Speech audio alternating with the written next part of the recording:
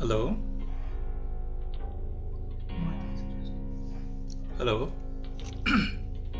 Hello, ಮಾತು ಕೇಳ್ತಾ ಇದೆಯಾ?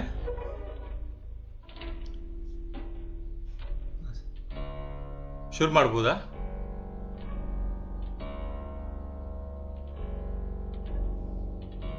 ಶುರು ಮಾಡ್ಬೋದಾ? ಸ್ಟಾರ್ಟ್ ಕೊಟ್ಟಿದ್ದು ನೋಡ್ತಾ ಇದ್ದೀನಿ.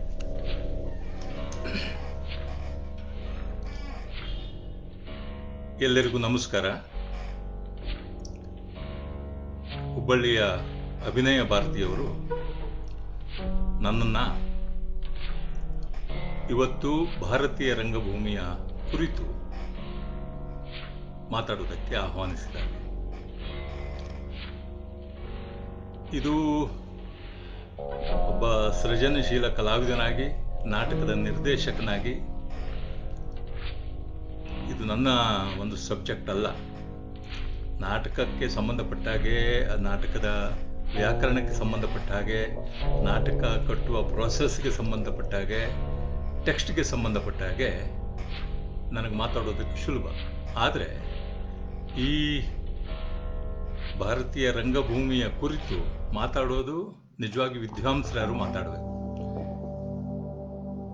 ಈ ವಿಷಯದ ಮೇಲೆ ಮೊದಲ ಬಾರಿಗೆ ಶ್ರೀರಂಗರು ಮಾತಾಡಿದ್ದಾರೆ. ಒಂದು ಪುಸ್ತಕವನ್ನು, ಬಹಳ ಅದ್ಭುತವಾದ ಪುಸ್ತಕವನ್ನು ಬರೆದಿದ್ದಾರೆ.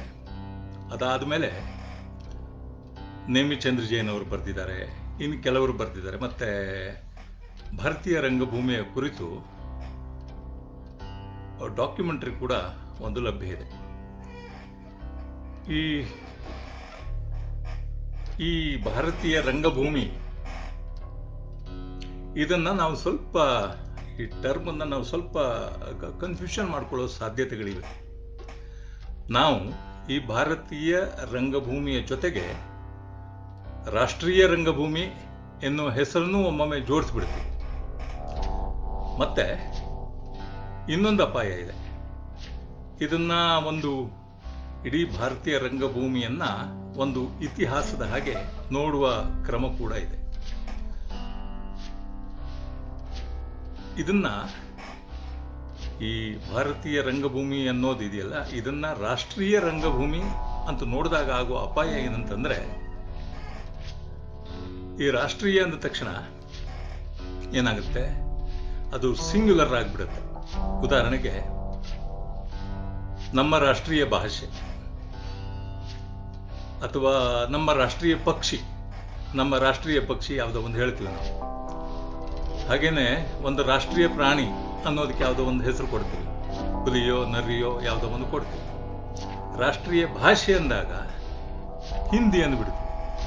ಆಗ ಈ ಸಂಸ್ಕೃತಿಗೆ ಸಂಬಂಧಪಟ್ಟ ಹಾಗೆ ಹೇಳುವಾಗ ಇಲ್ಲಿ ತೊಡಕಾಗುತ್ತೆ. ಪ್ರಾಣಿನೋ ಪಕ್ಷಿನೋ ಇವೆಲ್ಲ ಸರಿ. ಹಿಂದಿ ಎನ್ನುವಾಗ ನಮ್ಮ ದೇಶದಲ್ಲಿ ಎಷ್ಟೊಂದು ಭಾಷೆಗಳಿವೆ, ದ್ರಾವಿಡ ಭಾಷೆಗಳೇ 36 ಇವೆ.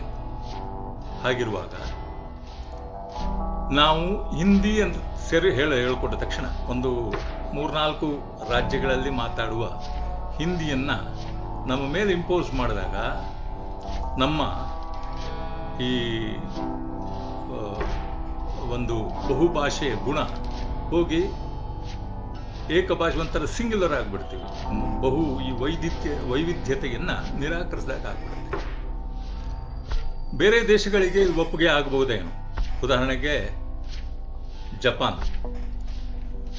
ಜಪಾನ್ನಲ್ಲಿ ಕಬುಕಿಜಾ ಅಂತ ಒಂದು ರಂಗಮಂದಿರ ಇದೆ. ಆ ಕಬುಕಿಜಾದಲ್ಲಿ ಬರೇ ಕಬುಕಿ ನಾಟಕಗಳು ಆಗ್ತಿರ್ತವೆ. ಈ ಕಬುಕಿ ಎಲ್ಲ ನಿಂತು ಹೋಗ್ಬಿಟ್ಟಿದೆ, ಅವ್ರ ಸಂಪ್ರದಾಯ ಇಲ್ಲ. ಅದು ನಿಂತು ಹೋಗಿ ಈಗಾಗಲೇ ಎಷ್ಟೋ ವರ್ಷ ಆಗಿದೆ. ಅದನ್ನ ಒಂದು ಮ್ಯೂಸಿಯಂ ಪೀಸ್ ತರ ಮಾಡಿದ್ದಾರೆ. ಹಾಗೆಯೇ ಇಂಗ್ಲೆಂಡಲ್ಲೂ ಆಗ್ಬಹುದೇನೋ. ಇಂಗ್ಲೆಂಡಲ್ಲಿ ಶೇಕ್ಸ್ಪಿಯರ್ನ ನಾಟಕಗಳನ್ನೇ ಆಡುವ ಶೇಕ್ಸ್ಪಿಯರನ್ ರಾಯಲ್ ಥಿಯೇಟರ್ ಇದೆ. ಅದನ್ನು ಅವರು ನ್ಯಾಷನಲ್ ಥಿಯೇಟರ್ ಅಂತ ಅವ್ರು ಕರ್ಕೊಳ್ಬೋದೇನೋ. ಯಾಕಂದ್ರೆ ಅವರ ಪರಂಪರೆ ಅದು ನಿಂತು ಹೋಗ್ಬಿಟ್ಟಿದೆ. ಈಗ ಮ್ಯೂಸಿಯಂ ಪೀಸ್ ಅಲ್ಲಿಗೆ ಸರಿ. ಆದ್ರೆ ನಮ್ಮ ದೇಶದಲ್ಲಿ ಒಂದು ಸುಮಾರು 3000 ವರ್ಷಗಳಷ್ಟು ಲಿಖಿತವಾದ ಒಂದು ಪರಂಪರೆ ಇದೆ.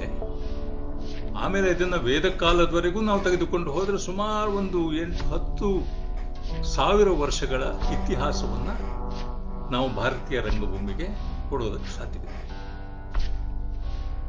ಮತ್ತೊಂದು, ಈ ಐತಿಹಾಸಿಕವಾಗಿ ಇದನ್ನ ನೋಡುವಾಗ ಇನ್ನೊಂದು ಅಪಾಯ ಏನಂತಂದ್ರೆ, ನಮ್ಮ ಇತಿಹಾಸವನ್ನು ನೋಡುವ ಕ್ರಮ ಇದೆಯಲ್ಲ, ಒಂದಾದ ಮೇಲೆ ಇನ್ನೊಂದು ಘಟನೆಯನ್ನು ಹಾಗೆ ಒಂದು ಅನುಕ್ರಮಣಿಕೆಯಲ್ಲಿ ನೋಡುವ ರೀತಿ.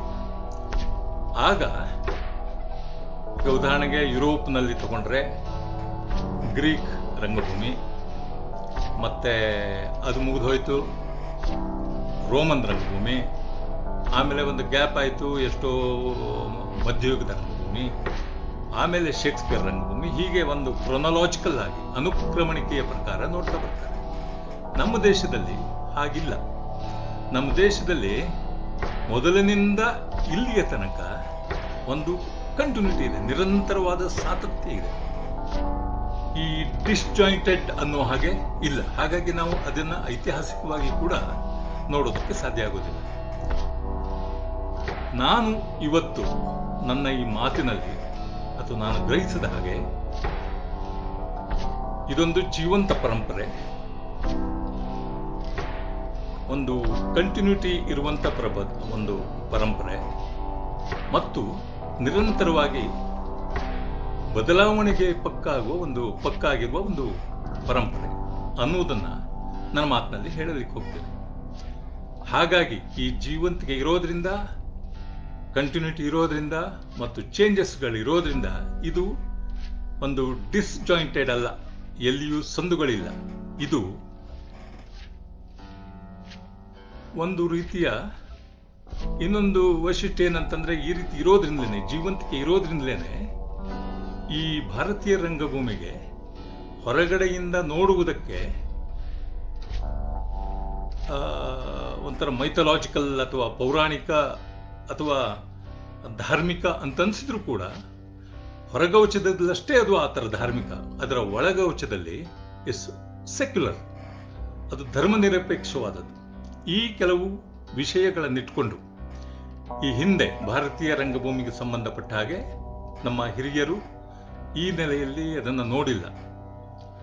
ನಾನು ನೋಡೋದಕ್ಕೆ ಸಾಧ್ಯವೇ ಅನ್ನುವ ಒಂದು ಪ್ರಯತ್ನವನ್ನು ಇವತ್ತು ನಾನು ಮಾಡ್ತಾ ಇದ್ದೇನೆ.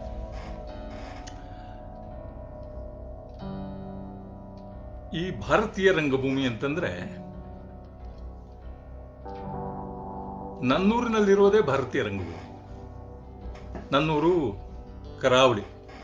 ಕರಾವಳಿಯ ಕುಂದಾಪುರ, ಉಡುಪಿ ಮತ್ತು ಕುಂದಾಪುರದ ಮಧ್ಯದ ಒಂದು ಭೌಗೋಳಿಕ ಪ್ರದೇಶ ನಮ್ಮೂರಿನ ರಂಗ ಚಟುವಟಿಕೆಗಳು ನಡೀತಿರುವಂಥ ಒಂದು ಸ್ಥಳ. ಈ ಪ್ರದೇಶದ ಯಾವ ರಂಗ ಪ್ರಕಾರಗಳಿವೆ ಅದಕ್ಕೆ ಒಂದು ಒಂಥರ ಏನಂತಾರೆ ಯೂನಿವರ್ಸಟಾಲಿಟಿ, ಒಂದು ವಿಶ್ವಾತ್ಮಕತೆ ಅದಿದೆ. ಅದು ನೋಡ್ತೀನಿ. ಈಗ ನಟನ ದೇಹವನ್ನೇ ನೋಡೋಣ. ನಮ್ಮ ಏಷ್ಯಾದಲ್ಲಿ ನಾವೊಬ್ಬ ನಟ, ನಾವೇನು ಮಾಡ್ತೀವಿ, ನಮ್ಮ ಯಕ್ಷಗಾನ ತಗೊಳ್ಳಿ, ಭರತನಾಟ್ಯ ತಗೊಳ್ಳಿ, ಕೂಚಿಪುಡಿ ತಗೊಳ್ಳಿ, ಯಾವುದನ್ನೇ ತಗೊಂಡ್ರು ಕೂಡ ನಾವು ನಮ್ಮ ಒಬ್ಬ ನಟ ದೇಹವನ್ನ ಅಥವಾ ತನ್ನ ಕಾಲನ್ನ, ಹೆಜ್ಜೆಯನ್ನ ನೆಲಕ್ಕೆ ಊರ್ತಾರೆ. ಇದು ಸ್ಟಾಂಪಿಂಗ್, ನೆಲಕ್ಕೆ ಊರುವಂಥದ್ದು, ಹೆಜ್ಜೆ ಹಾಕುವಂಥದ್ದು. ಗ್ರಾವಿಟಿ ಫೋರ್ಸನ್ನ ಎಕ್ಸೆಪ್ಟ್ ಮಾಡಿಕೊಂಡು ನಾನು ನೆಲಕ್ಕೆ ನನ್ನ ಕಾಲನ್ನು ಕೊಟ್ಟು ನೆಲದಿಂದ ಎನರ್ಜಿಯನ್ನ ಪಡೆಯುವಂಥದ್ದು, ಒಂದು ಚೈತನ್ಯ ಪಡೆಯುವಂಥದ್ದು. ಅದೇ ಯುರೋಪ್ನಲ್ಲಿ ನೋಡಿದ್ರೆ ಅವರು ಗ್ರಾವಿಟಿ ಫೋರ್ಸ್ನ ವಿರುದ್ಧ ಚಿಮ್ತಾರೆ. ನಟ ಬ್ಯಾಲೆಗಳಲ್ಲಿ ಎಲ್ಲ ಮೇಲಕ್ಕೆ ಚಿಮ್ತಾರೆ, ಸ್ಪ್ರಿಂಗ್ ಆಗ್ತಾರೆ. ಇನ್ನು ಆಫ್ರಿಕಾದ ದೇಶದ ರಂಗ ಪ್ರಕಾರಗಳಲ್ಲಿ ಅಲ್ಲಿಯ ನಟರು ಅವರು ಮೇಲಕ್ಕೆ ಚಿಮ್ಮೋದು ಇಲ್ಲ, ನೆಲಕ್ಕೆ ಹೆಜ್ಜೆಯನ್ನು ಹಾಕೋದು ಇಲ್ಲ, ನಡುವನ್ನ ಬಳಕಿಸ್ತಾರೆ, ಸೊಂಟವನ್ನ ಬಳಕಿಸ್ತಾರೆ. ಇದು ಸ್ಥೂಲವಾಗಿ ಇಡೀ ಜಗತ್ತಿನಲ್ಲಿ ದೇಹವನ್ನ ಒಬ್ಬ ನಟ 3 ರೀತಿಯಲ್ಲಿ ಬಳಸುವ ಒಂದು ಕ್ರಮ. ಈಗ ನಮ್ಮೂರಿನ ರಂಗಭೂಮಿಯನ್ನು ತಗೊಳ್ಳಿ. ನಮ್ಮೂರಲ್ಲಿ ಯಕ್ಷಗಾನ ಇದೆ. ಯಕ್ಷಗಾನ ನಾವು ಕಾಲನ್ನ ನೆಲಕ್ಕೆ ಕೂಡ್ತೇವೆ. ಹಾಗೇನೆ ಒಂದು ಗುಮ್ಟೆ ಪಾಂಗ್ ಅಂತ ಇದೆ. ಗುಮ್ಟೆ ಪಾಂಗ್ನಲ್ಲಿ ಅದು ನೆಲದಿಂದ ಮೇಲಕ್ಕೆ ಚಿಮ್ಮುವ ಒಂದು ನೃತ್ಯ. ಇನ್ನು ನಾಗಮಂಡಲ ಅನ್ನುವ ಒಂದು ಕ್ರಿಯಾವಿಧಿ ಇದೆ. ಅದು ನಡುವನ್ನ ಬಳಸುವ ಒಂದು ನೃತ್ಯ. ಈಗ ನಟರ ದೇಹವನ್ನೇ ನಾವು ತೆಗೆದುಕೊಂಡ್ರು ಕೂಡ ನಮ್ಮೂರಿನಲ್ಲೇನೆ ಈ ಇಡೀ ಒಂದು ವಿಶ್ವಾತ್ಮಕತೆ ಅಥವಾ ಇಡೀ ಜಗತ್ತಿನ ಒಂದು ಗುಣಲಕ್ಷಣ ಏನಿದೆ ಅದು ನನ್ನೂರಲ್ಲೇ ಕಾಣಕ್ಕೆ ಸಿಗುತ್ತೆ. ಭಾರತದ ರಂಗಭೂಮಿಯಲ್ಲೂ ಕಾಣೋದಕ್ಕೆ ಸಿಗುತ್ತೆ. ನೀವು ಕಥಕ್ಕಳಿಯನ್ನು ನೋಡಿ. ಕಥಕ್ಕಳಿ ಒಬ್ಬ ನಟ ನೆಲಕ್ಕೆ ಕಾಲನ್ನ ಗುದ್ದುತ್ತಾನೆ, ಅಥವಾ ಏಷ್ಯಾದ ಎಲ್ಲ ಪ್ರಕಾರಗಳಲ್ಲೂ ನೆಲಕ್ಕೆ ಕಾಲನ್ನ ಇದು ಮಾಡ್ತಾನೆ, ಸ್ಟಾಂಪ್ ಮಾಡ್ತಾನೆ. ಆಮೇಲೆ ಓಝಾಪಲಿ ಅಂತ ಒಂದು ಪ್ರಕಾರ ಇದೆ, ಅಸ್ಸಾಂನಲ್ಲಿದೆ. ನಟ ತನ್ನನ್ನ ಎಲ್ಲ ನಟರು ಚಿಮ್ತಾರೆ. ಒಂದು 10-20 ನಟರು ನೆಲದ ಮೇಲೆ ನಿಂತು ಗ್ರಾವಿಟಿ ಫೋರ್ಸ್ನ ವಿರುದ್ಧ ಚಿಮ್ತಾರೆ. ಹಾಗೇನೆ ಛತ್ತೀಸ್ಗಢದ ಆದಿವಾಸಿಗಳ ನೃತ್ಯ ನೀವು ನೋಡಿ, ಅಥವಾ ನಮ್ಮ ದೇಶದ ಯಾವುದೇ ಆದಿವಾಸಿಗಳ ನೃತ್ಯಗಳನ್ನು ನೋಡಿ, ನಡುವನ್ನ ಬಳಸ್ತಾರೆ. ಅವರು ಕಾಲನ್ನ ಸ್ವಿಂಗ್ ಮಾಡ್ತಾರೆ, ಮೇಲಕ್ಕೆ ಜಂಪ್ ಮಾಡೋದು ಇಲ್ಲ, ನೆಲಕ್ಕೆ ಕಾಲು ಕೊಟ್ಟೋದು ಇಲ್ಲ, ನಡುವನ್ನ ಬಳಸ್ತಾರೆ. ಇದು 3 ಕ್ರಮಗಳು. ಒಂದು ಇಡೀ ಜಗತ್ತಿಗೆ ನಾವು ಇದನ್ನ ಅಪ್ಲೈ ಮಾಡಬಹುದು. ಅದು ನಮ್ಮ ದೇಶದಲ್ಲಿ ಇದೆ. ಹಾಗಾಗಿ ನಮ್ಮ ದೇಶವೇ ಅಥವಾ ನನ್ನ ಊರೇ, ನಾನು ನಿಂತ ಊರೇನೆ ಇಡೀ ಒಂದು ವಿಶ್ವಕ್ಕೆ ಇದು ಚಾಚಿಕೊಂಡಿದೆ ಅಂತ ನಾವು ಹೇಳ್ಬೋದು. ಇನ್ನೊಂದು ಗಮನಿಸಬೇಕಾದ ವಿಷಯ ಏನಂತಂದ್ರೆ, ಇವುಗಳು ಅದರ ಅಂತರಂಗದಲ್ಲಿ ಒಂದು ಸಾಂಸ್ಕೃತಿಕವಾದ ತಿಕ್ಕಾಟವನ್ನು ನಡೆಸ್ತಾ ಇದ್ರೂ ಕೂಡ, ಒಂದು ಒಳ ವೈರುಧ್ಯಗಳು ಅವುಗಳಲ್ಲಿ ಇದ್ರೂ ಕೂಡ ಅದು ಸಹಬಾಳ್ವೆಯನ್ನ ನಡೆಸ್ತಾ ಇದೆ. ಅದು ಸಂಕರಗೊಂಡಿದೆ, ಒಂದಕ್ಕೊಂದು ಸಂಯೋಗಗೊಂಡಿದೆ. ನನ್ನೂರಿನಲ್ಲಿ ಉದಾಹರಣೆ ಹೇಳ್ತೀನಿ. ಈಗ ನಾಗಮಂಡಲ ಎನ್ನುವಂಥದ್ದು ಒಂದು ರಿಚುವಲ್, ಕ್ರಿಯಾವಿಧಿ ರಂಗಭೂಮಿ. ಈ ಕ್ರಿಯಾವಿಧಿ ರಂಗಭೂಮಿ ಇದು ಒಂದು ಫರ್ಟಿಲಿಟಿ ಕಲ್ಟ್ನ ಒಂದು ಏನು ಸಂತಾನಾಪೇಕ್ಷೆಯ ಒಂದು ಪಂಥದ ಅತಿ ಪುರಾತನವಾದ ಒಂದು ಪ್ರೋಟೋ ಅನುಭವದ ಪ್ರಾಗೈತಿಹಾಸಿಕ ಅಂತ ಹೇಳ್ತೀವಲ್ಲ, ಆ ಒಂದು ಪ್ರಕಾರ. ಅದು ಅಲ್ಲಿ ನಟ ಅಂತಂದ್ರೆ ಮೈ ಮೇಲೆ ಒಂದು ನಾಗ, ಹಾವು, ಸ್ನೇಕ್ ಅವನ ಮೈ ಮೇಲೆ ಆವೇಶಗೊಳ್ಳುತ್ತೆ. ನಟ ಪರಕಾಯ ಪ್ರವೇಶಕ್ಕೆ ಒಳಗಾಗ್ತಾನೆ. ಒಂದು ಪರಕಾಯ ಪ್ರವೇಶದ ಒಂದು ಫಾರ್ಮ್, ಒಂದು ರೂಪ. ಇದು ಬಹುಶಃ ಪ್ರಿಹಿಸ್ಟಾರಿಕ್, ತುಂಬಾ ಅತಿ ಪುರಾತನವಾದದ್ದು, ಫರ್ಟಿಲಿಟಿ ಕಲ್ಟ್ಗೆ ಸೇರಿದಂಥದ್ದು. ಅಥವಾ ಇದನ್ನ ನಾವು ಏನು ಕಂಚಿನ ಯುಗ ಅಂತ ಕೇಳ್ತೀವಲ್ಲ, ಕಂಚಿನ ಯುಗ ಮುಕ್ತಾಯವಾಗುವ ಹಂತದ ಒಂದು ಕ್ರಿಯಾವಿಧಿಯ ಅನ್ನೋ ಹಾಗೆ ನಾವು ಅದನ್ನ ಇವತ್ತು ಅಭ್ಯಾಸ ಮಾಡೋದಕ್ಕೆ ಸಾಧ್ಯ ಇದೆ. ಒಂದು ಮೈ ಮೇಲೆ ಆವೇಶ ಬರುವಂಥದ್ದು. ಅದರಲ್ಲಿ ಇನ್ನೊಂದು ಲಕ್ಷಣ ಇದೆ, ಏನು? ಮಂಡಲ. ನಾಗ ಮಂಡಲ ಅಂತ ಕರಿತೀವಿ. ಮಂಡಲ ಅಂತಂದ್ರೆ ನೆಲದ ಮೇಲೆ ಬರೆದಂತ ಡಿಸೈನ್ಸ್, ತಾಂತ್ರಿಕ ಇವರು ಮಾಡ್ತಾರೆ. ಈಗ ನಾವು ಮದುವೆ ಅಂತಲೇ ತಗೊಂಡ್ರು ಅದರಲ್ಲಿ ಮಂತ್ರ ಇರುತ್ತೆ ಮತ್ತೆ ತಂತ್ರ ಇರುತ್ತೆ. ಯಾವುದೇ ನಮ್ಮ ದೇಶದ ರಿಚುವಲ್ಗಳನ್ನು ನಾವು ನೋಡಿದ್ರೆ ಅದರಲ್ಲಿ ವೈದಿಕ ಮೂಲದ ಮಂತ್ರವೂ ಇರುತ್ತೆ, ತಾಂತ್ರಿಕ ಮೂಲದ ತಂತ್ರವೂ ಇರುತ್ತೆ. ನೆಲದ ಮೇಲೆ ಪುರುಷ ಪ್ರಕೃತಿಯ ಚಿತ್ರಗಳನ್ನು ಬರೆದಿರೋದು ಅಥವಾ ಬೇರೆ ಬೇರೆ ಡ್ರಾಯಿಂಗ್ಸ್ಗಳನ್ನು ಬರೆದಿರೋದು. ಇದು ಬೌದ್ಧರ ಕಾಲದ ಒಂದು ರಹಸ್ಯಾತ್ಮಕವಾದ ನಿಗೂಢತೆಯನ್ನು ಒಳಗೊಂಡಂತ ಅಥವಾ ಶಕ್ತಿಯನ್ನ ಹಿಡಿದಿಟ್ಟುಕೊಳ್ಳುವ, ಸಂಚಯಿಸಿಕೊಳ್ಳುವ ಒಂದು ಲಕ್ಷಣ ಇರುವಂಥದ್ದು ಈ ತಂತ್ರ. ಸೊ ಅದಕ್ಕಿಂತ ಹಿಂದಿನ ಇದಿದೆ, ಪ್ರೋಟೋ ಹಿಸ್ಟ್ರಿಯ ಮೈ ಮೇಲೆ ಬರುವ ಭೂತ ಬರುವಂತ ಅಥವಾ ದೆವ್ವ ಬರುವಂಥದ್ದು, ಪ್ರಾಣಿ ಬರುತ್ತೆ. ಪ್ರಾಣಿ ಬರೋದು ಇಟ್ಸ್ ವೆರಿ ಏನು ತೀರಾ ಪ್ರಾಗೈತಿಕ ಪ್ರಾಗೈತಿಕ ಹಸುಗದ್ದು. ಪ್ರಾಣಿ ಮೈ ಮೇಲೆ ಬರುವಂಥ ಅನೇಕ ಪ್ರಕಾರಗಳು ನಮ್ಮೂರಲ್ಲಿದೆ. ನಾಗ ಬರುತ್ತೆ, ಆಮೇಲೆ ಕಾಡು ಹಂದಿ ಬರುತ್ತೆ, ಇದು ಗೂಳಿ ಬರುತ್ತೆ, ಈ ಥರ ಅನೇಕ ಈ ಥರದ ಭೂತಕೋಲ ಇವುಗಳೆಲ್ಲ ಇದೆ ನಮ್ಮಲ್ಲಿ. ಸೊ ಈ 2 ಅಂಶಗಳಿವೆ. ಇನ್ನು ಈ ನಾಗಮಂಡಲ ಈ ನೋಡಿದವರಿಗೆ ಗೊತ್ತಿರುತ್ತೆ, ನೋಡದೇ ಇದ್ದವರಿಗೆ ಅದು ಗೊತ್ತಾಗಲ್ಲ. ಅಲ್ಲಿ ಒಬ್ಬ ವೈದ್ಯ ಅನ್ನೋನು ಇರ್ತಾನೆ. ತುಳುವಲ್ಲಿ ಅವನಿಗೆ ಬೈದ್ಯ ಅಂತ ಕರೀತಾರೆ. ಬೈದ್ಯರು, ಕೋಟಿ ಚೆನ್ನೈನ ಅಕ್ಕ ಬೈದ್ಯತಿ. ವೈದ್ಯರ ಒಂದು ಶೂದ್ರರ ಕುಟುಂಬ. ಅವನು ಇಡೀ ನಾಗಮಂಡಲದ ಆ ಪಾತ್ರೆಯನ್ನ, ನಾಗನ ಆವೇಶಕ್ಕೊಳಗಾದ ಪಾತ್ರೆಯನ್ನ ಅವನು ಕಂಟ್ರೋಲ್ ಮಾಡ್ತಿರ್ತಾನೆ. ಅವನು ಸ್ತುತಿಸ್ತಾನೆ, ನಾಗನನ್ನ ಸ್ತುತಿಸ್ತಾನೆ ಮತ್ತೆ ಕೆರಳಿಸ್ತಾನೆ. ಮಂಡಲಾಕಾರದಲ್ಲಿ, ವೃತ್ತಾಕಾರದಲ್ಲಿ ಒಂದು ಚಲನೆ ಸಾಧ್ಯವಾಗುತ್ತೆ. ಈ ಸ್ತುತಿಸೋದಿದೆಯಲ್ಲ, ಅದು ಅರ್ಧನಾರೀಶ್ವರ. ಇದು ಶೈವ ಪಂಥದ ಒಂದು ಲಕ್ಷಣ. ಇಲ್ಲಿ ಶೈವರು ಸೇರಿದ್ರು. ಶೈವೈಟ್ ಕಲ್ಚರ್ ಅನ್ನೋದು ಕೂಡ ಇದರಲ್ಲಿ ಪ್ರವೇಶ ಆಗುತ್ತೆ. ಮತ್ತೆ ಅವರ ಹಿಂದೆ ಇನ್ನೊಬ್ಬ ಇರ್ತಾರೆ, ತಾಳ ಇದು ಮಾಡುವವನು, ಒಂದು ಹಿಮ್ಮೇಳ ಇರುತ್ತೆ. ಇದು ನಮ್ಮ ದೇಶದ ರಂಗಭೂಮಿಯ ಆರಂಭ. ಸುತರವು ಅಂತ ಹೇಳ್ತೀವಲ್ಲ, ಚಾರಣರು. ಒಬ್ಬ ಸುತ ಅನ್ನುವವನು ತಾಳ ಹೊಡ್ಕೊಂಡು ಹಾಡು ಹೇಳುವವನು, ಮತ್ತೊಬ್ಬ ಶೈಲೂಷ ಅನ್ನುವವನು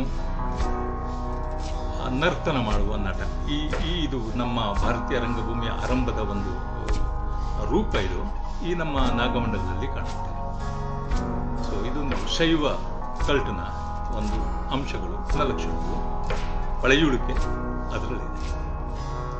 ಇನ್ನೊಂದು, ಈ ಆವೇಶ ಬರುವಂಥದ್ದು ಶೂದ್ರರ ಮೇಲಲ್ಲ, ಒಬ್ಬ ಬ್ರಾಹ್ಮಣನ ಮೇಲೆ. ಇದು ಬಹಳ ಇಂಟ್ರೆಸ್ಟ್. ವೈದಿಕ್ ಕಲ್ಚರ್ನ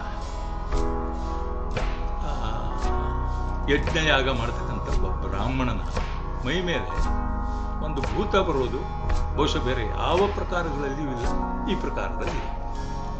ಅಂದ್ರೆ ಇದು ಒಂದು ಬ್ರಾಹ್ಮಣ ವೈದಿಕ ಸಂಸ್ಕೃತಿ ಶೂದ್ರ ಸಂಸ್ಕೃತಿಯನ್ನ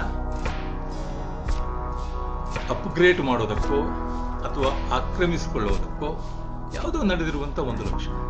ಹೀಗೆ ನಮ್ಮೂರಿನ ಒಂದು ನಾಗಮಂಡಲ ಅನ್ನುವ ಪ್ರಕಾರವನ್ನೇ ತೆಗೆದುಕೊಂಡ್ರು, ಇದರಲ್ಲಿ ಇತಿಹಾಸ ಪೂರ್ವ ಕಾಲದಿಂದ ಇವತ್ತಿನ ತನಕದ ಒಂದು ಸ್ಟ್ರೆಚ್ ಸಿಗುತ್ತೆ ನಮಗೆ. ಇದನ್ನ ನಾವಿನ್ನೂ ಹಿಂದಕ್ಕೆ ತೆಗೆದುಕೊಂಡು ಹೋಗ್ಬೋದು, ವೇದಗಳ ಕಾಲಕ್ಕೆ ತಗೊಂಡು ಹೋಗ್ಬೋದು, 10,000 ವರ್ಷದ ಹಿಂದಕ್ಕೆ. ಶತಪಥ ಬ್ರಾಹ್ಮಣದಲ್ಲಿ ಅನೇಕ ಈ ತರದ ರಿಚುವಲ್ಸ್ಗಳು, ಮಂತ್ರದ ಜೊತೆಗೆ ಈ ತರ ನಿಗೂಢ ರಿಚುವಲ್ಸ್ಗಳನ್ನ ಮಿಕ್ಸ್ ಮಾಡಿರೋದನ್ನ ನಾವು ಕಾಣಬಹುದು. ಆಚರಣೆಗಳು, ಕ್ರಿಯಾವಿಧಿಗಳು, ಪ್ರಿಮಿಟಿವ್ ಕಲ್ಚರ್ನ ಒಂದು ಕ್ರಿಯಾವಿಧಿಗಳು. ಈ ಅಶ್ವಮೇಧ ಯಾಗದಲ್ಲಿ ನಿಮಗೆ ಗೊತ್ತಿದೆ, ಅಶ್ವಮೇಧ ಯಾಗ ಅಂತಂದ್ರೆ ಒಂದು ಅಶ್ವವನ್ನ, ಕುದುರೆಯನ್ನ ಬಿಡ್ತಾರೆ, ಅದನ್ನ ತಿರುಗಾಡ್ಕೊಂಡು ಬರೋದಕ್ಕೆ ಬಿಡ್ತಾರೆ. ಅದಷ್ಟು 1 ವರ್ಷಗಳ ಕಾಲ ತಿರುಗಾಡ್ಕೊಂಡು ಬರುತ್ತೆ. ತಿರುಗಾಡ್ಕೊಂಡು ಬಂದ ಮೇಲೆ ಅದನ್ನ ಪುನಃ ಕಟ್ ಹಾಕ್ತಾರೆ. ಕಟ್ ಹಾಕಿ ಒಂದು 3 ದಿನಗಳ ಕಾಲದ ರಿಚುವಲ್ಸ್ ನಡೆಯುತ್ತೆ. ಇದರ 2ನೇ ದಿವಸ ಅದನ್ನ ಸ್ಯಾಕ್ರಿಫೈಸ್ ಮಾಡಬೇಕು, ಅದನ್ನ ಬಲಿ ಕೊಡಬೇಕು.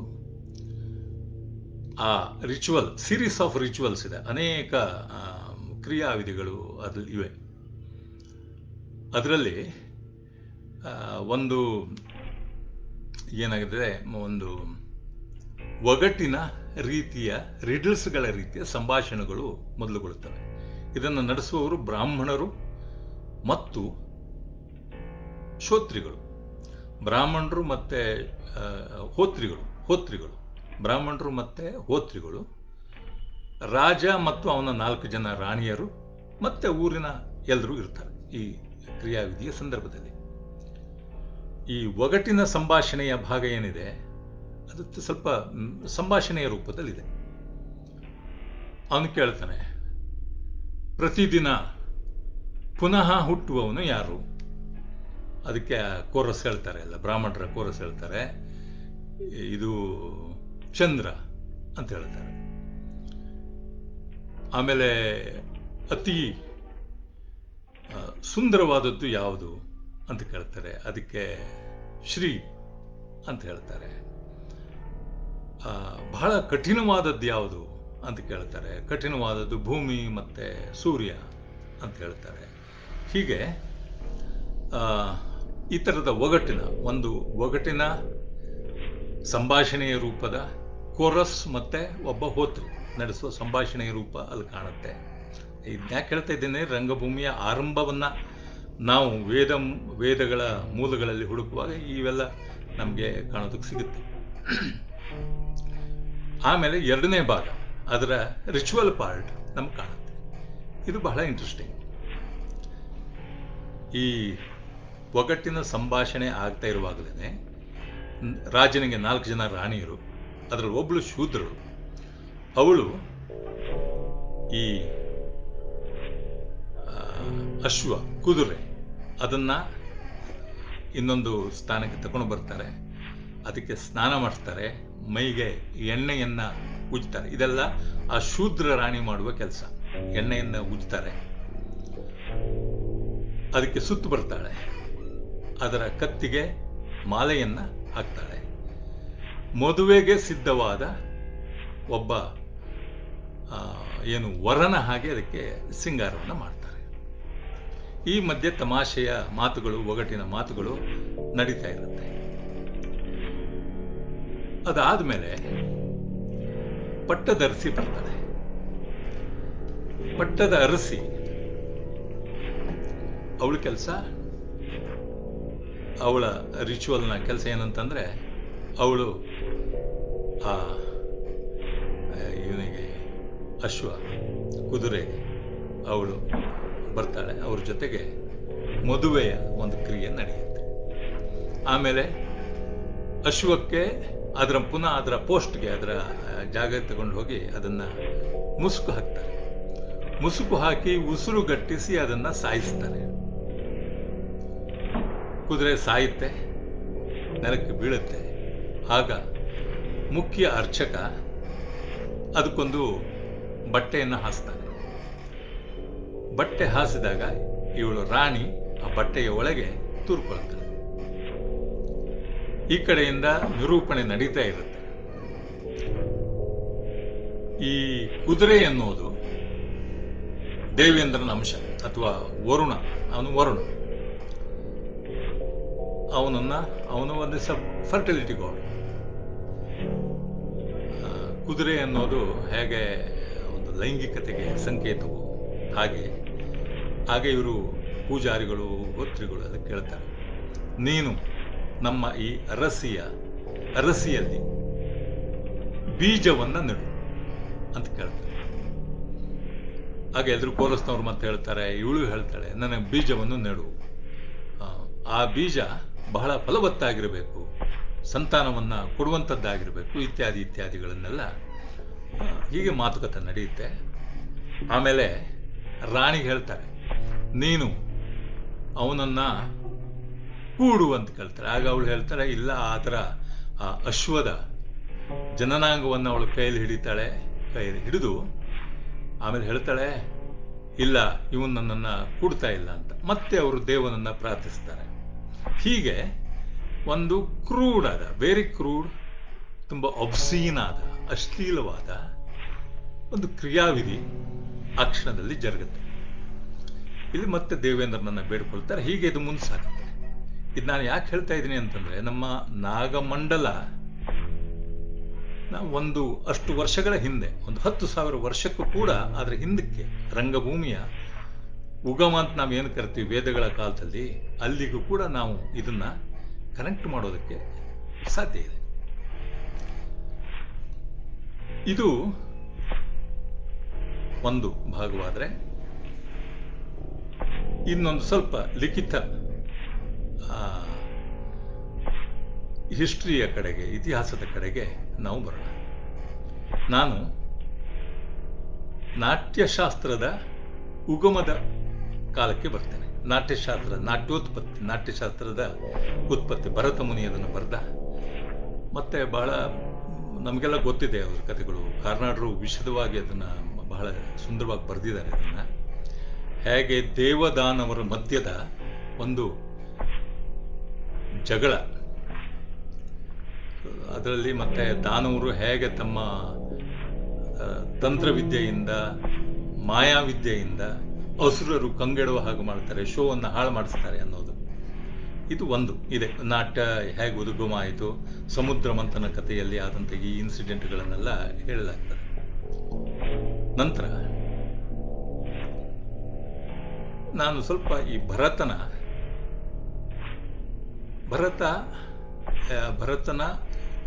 ಕಾಲಕ್ಕಿಂತ ಸ್ವಲ್ಪ ಹಿಂದಿನ ರಂಗಭೂಮಿಯನ್ನ ಪರಿಶೀಲನೆ ಮಾಡ್ತೇನೆ. ಭರತನ ಕಾಲಕ್ಕೆ ಹಿಂದೆ ಬಹಳ ಸಮೃದ್ಧವಾದಂಥ ಜನಪದ ನಾಟಕಗಳು ಇದು ಬೀದಿಗಳಲ್ಲಿ ಆಡ್ತಾ ಇದ್ವು. ಇದನ್ನ ನಾವು ಬೇರೆ ಬೇರೆ ಕಡೆಯಲ್ಲಿ ನೋಡ್ಬೋದು. ಒಂದು ಬುದ್ಧರ ಜಾತಕ ಕಥೆಗಳಲ್ಲಿ ಇವುಗಳನ್ನು ನೋಡ್ಬೋದು. ಥೇರಿಗಾತ ಅನ್ನೋದು ಒಂದು ಇದು ಗಾಥ, ಈ ಜಾತಕ ಕಥೆಯಲ್ಲಿ ಒಂದು ಗಾಥ. ಥೇರಿ ಅಂತಂದ್ರೆ ಅವರು ನನ್ಗಳು, ಸನ್ಯಾಸಿನಿಯರು, ಬೌದ್ಧ ಸನ್ಯಾಸಿಯರು. ಸುಮಾರು 64 ಸನ್ಯಾಸಿಯರು, 512, 520 ಎಷ್ಟೋ ಒಂದಿಷ್ಟು ಇವುಗಳನ್ನ ಬರೆದಿದ್ದಾರೆ. ಇವರು ಬುದ್ಧನ ನೇರ ಶಿಷ್ಯೆಯರು.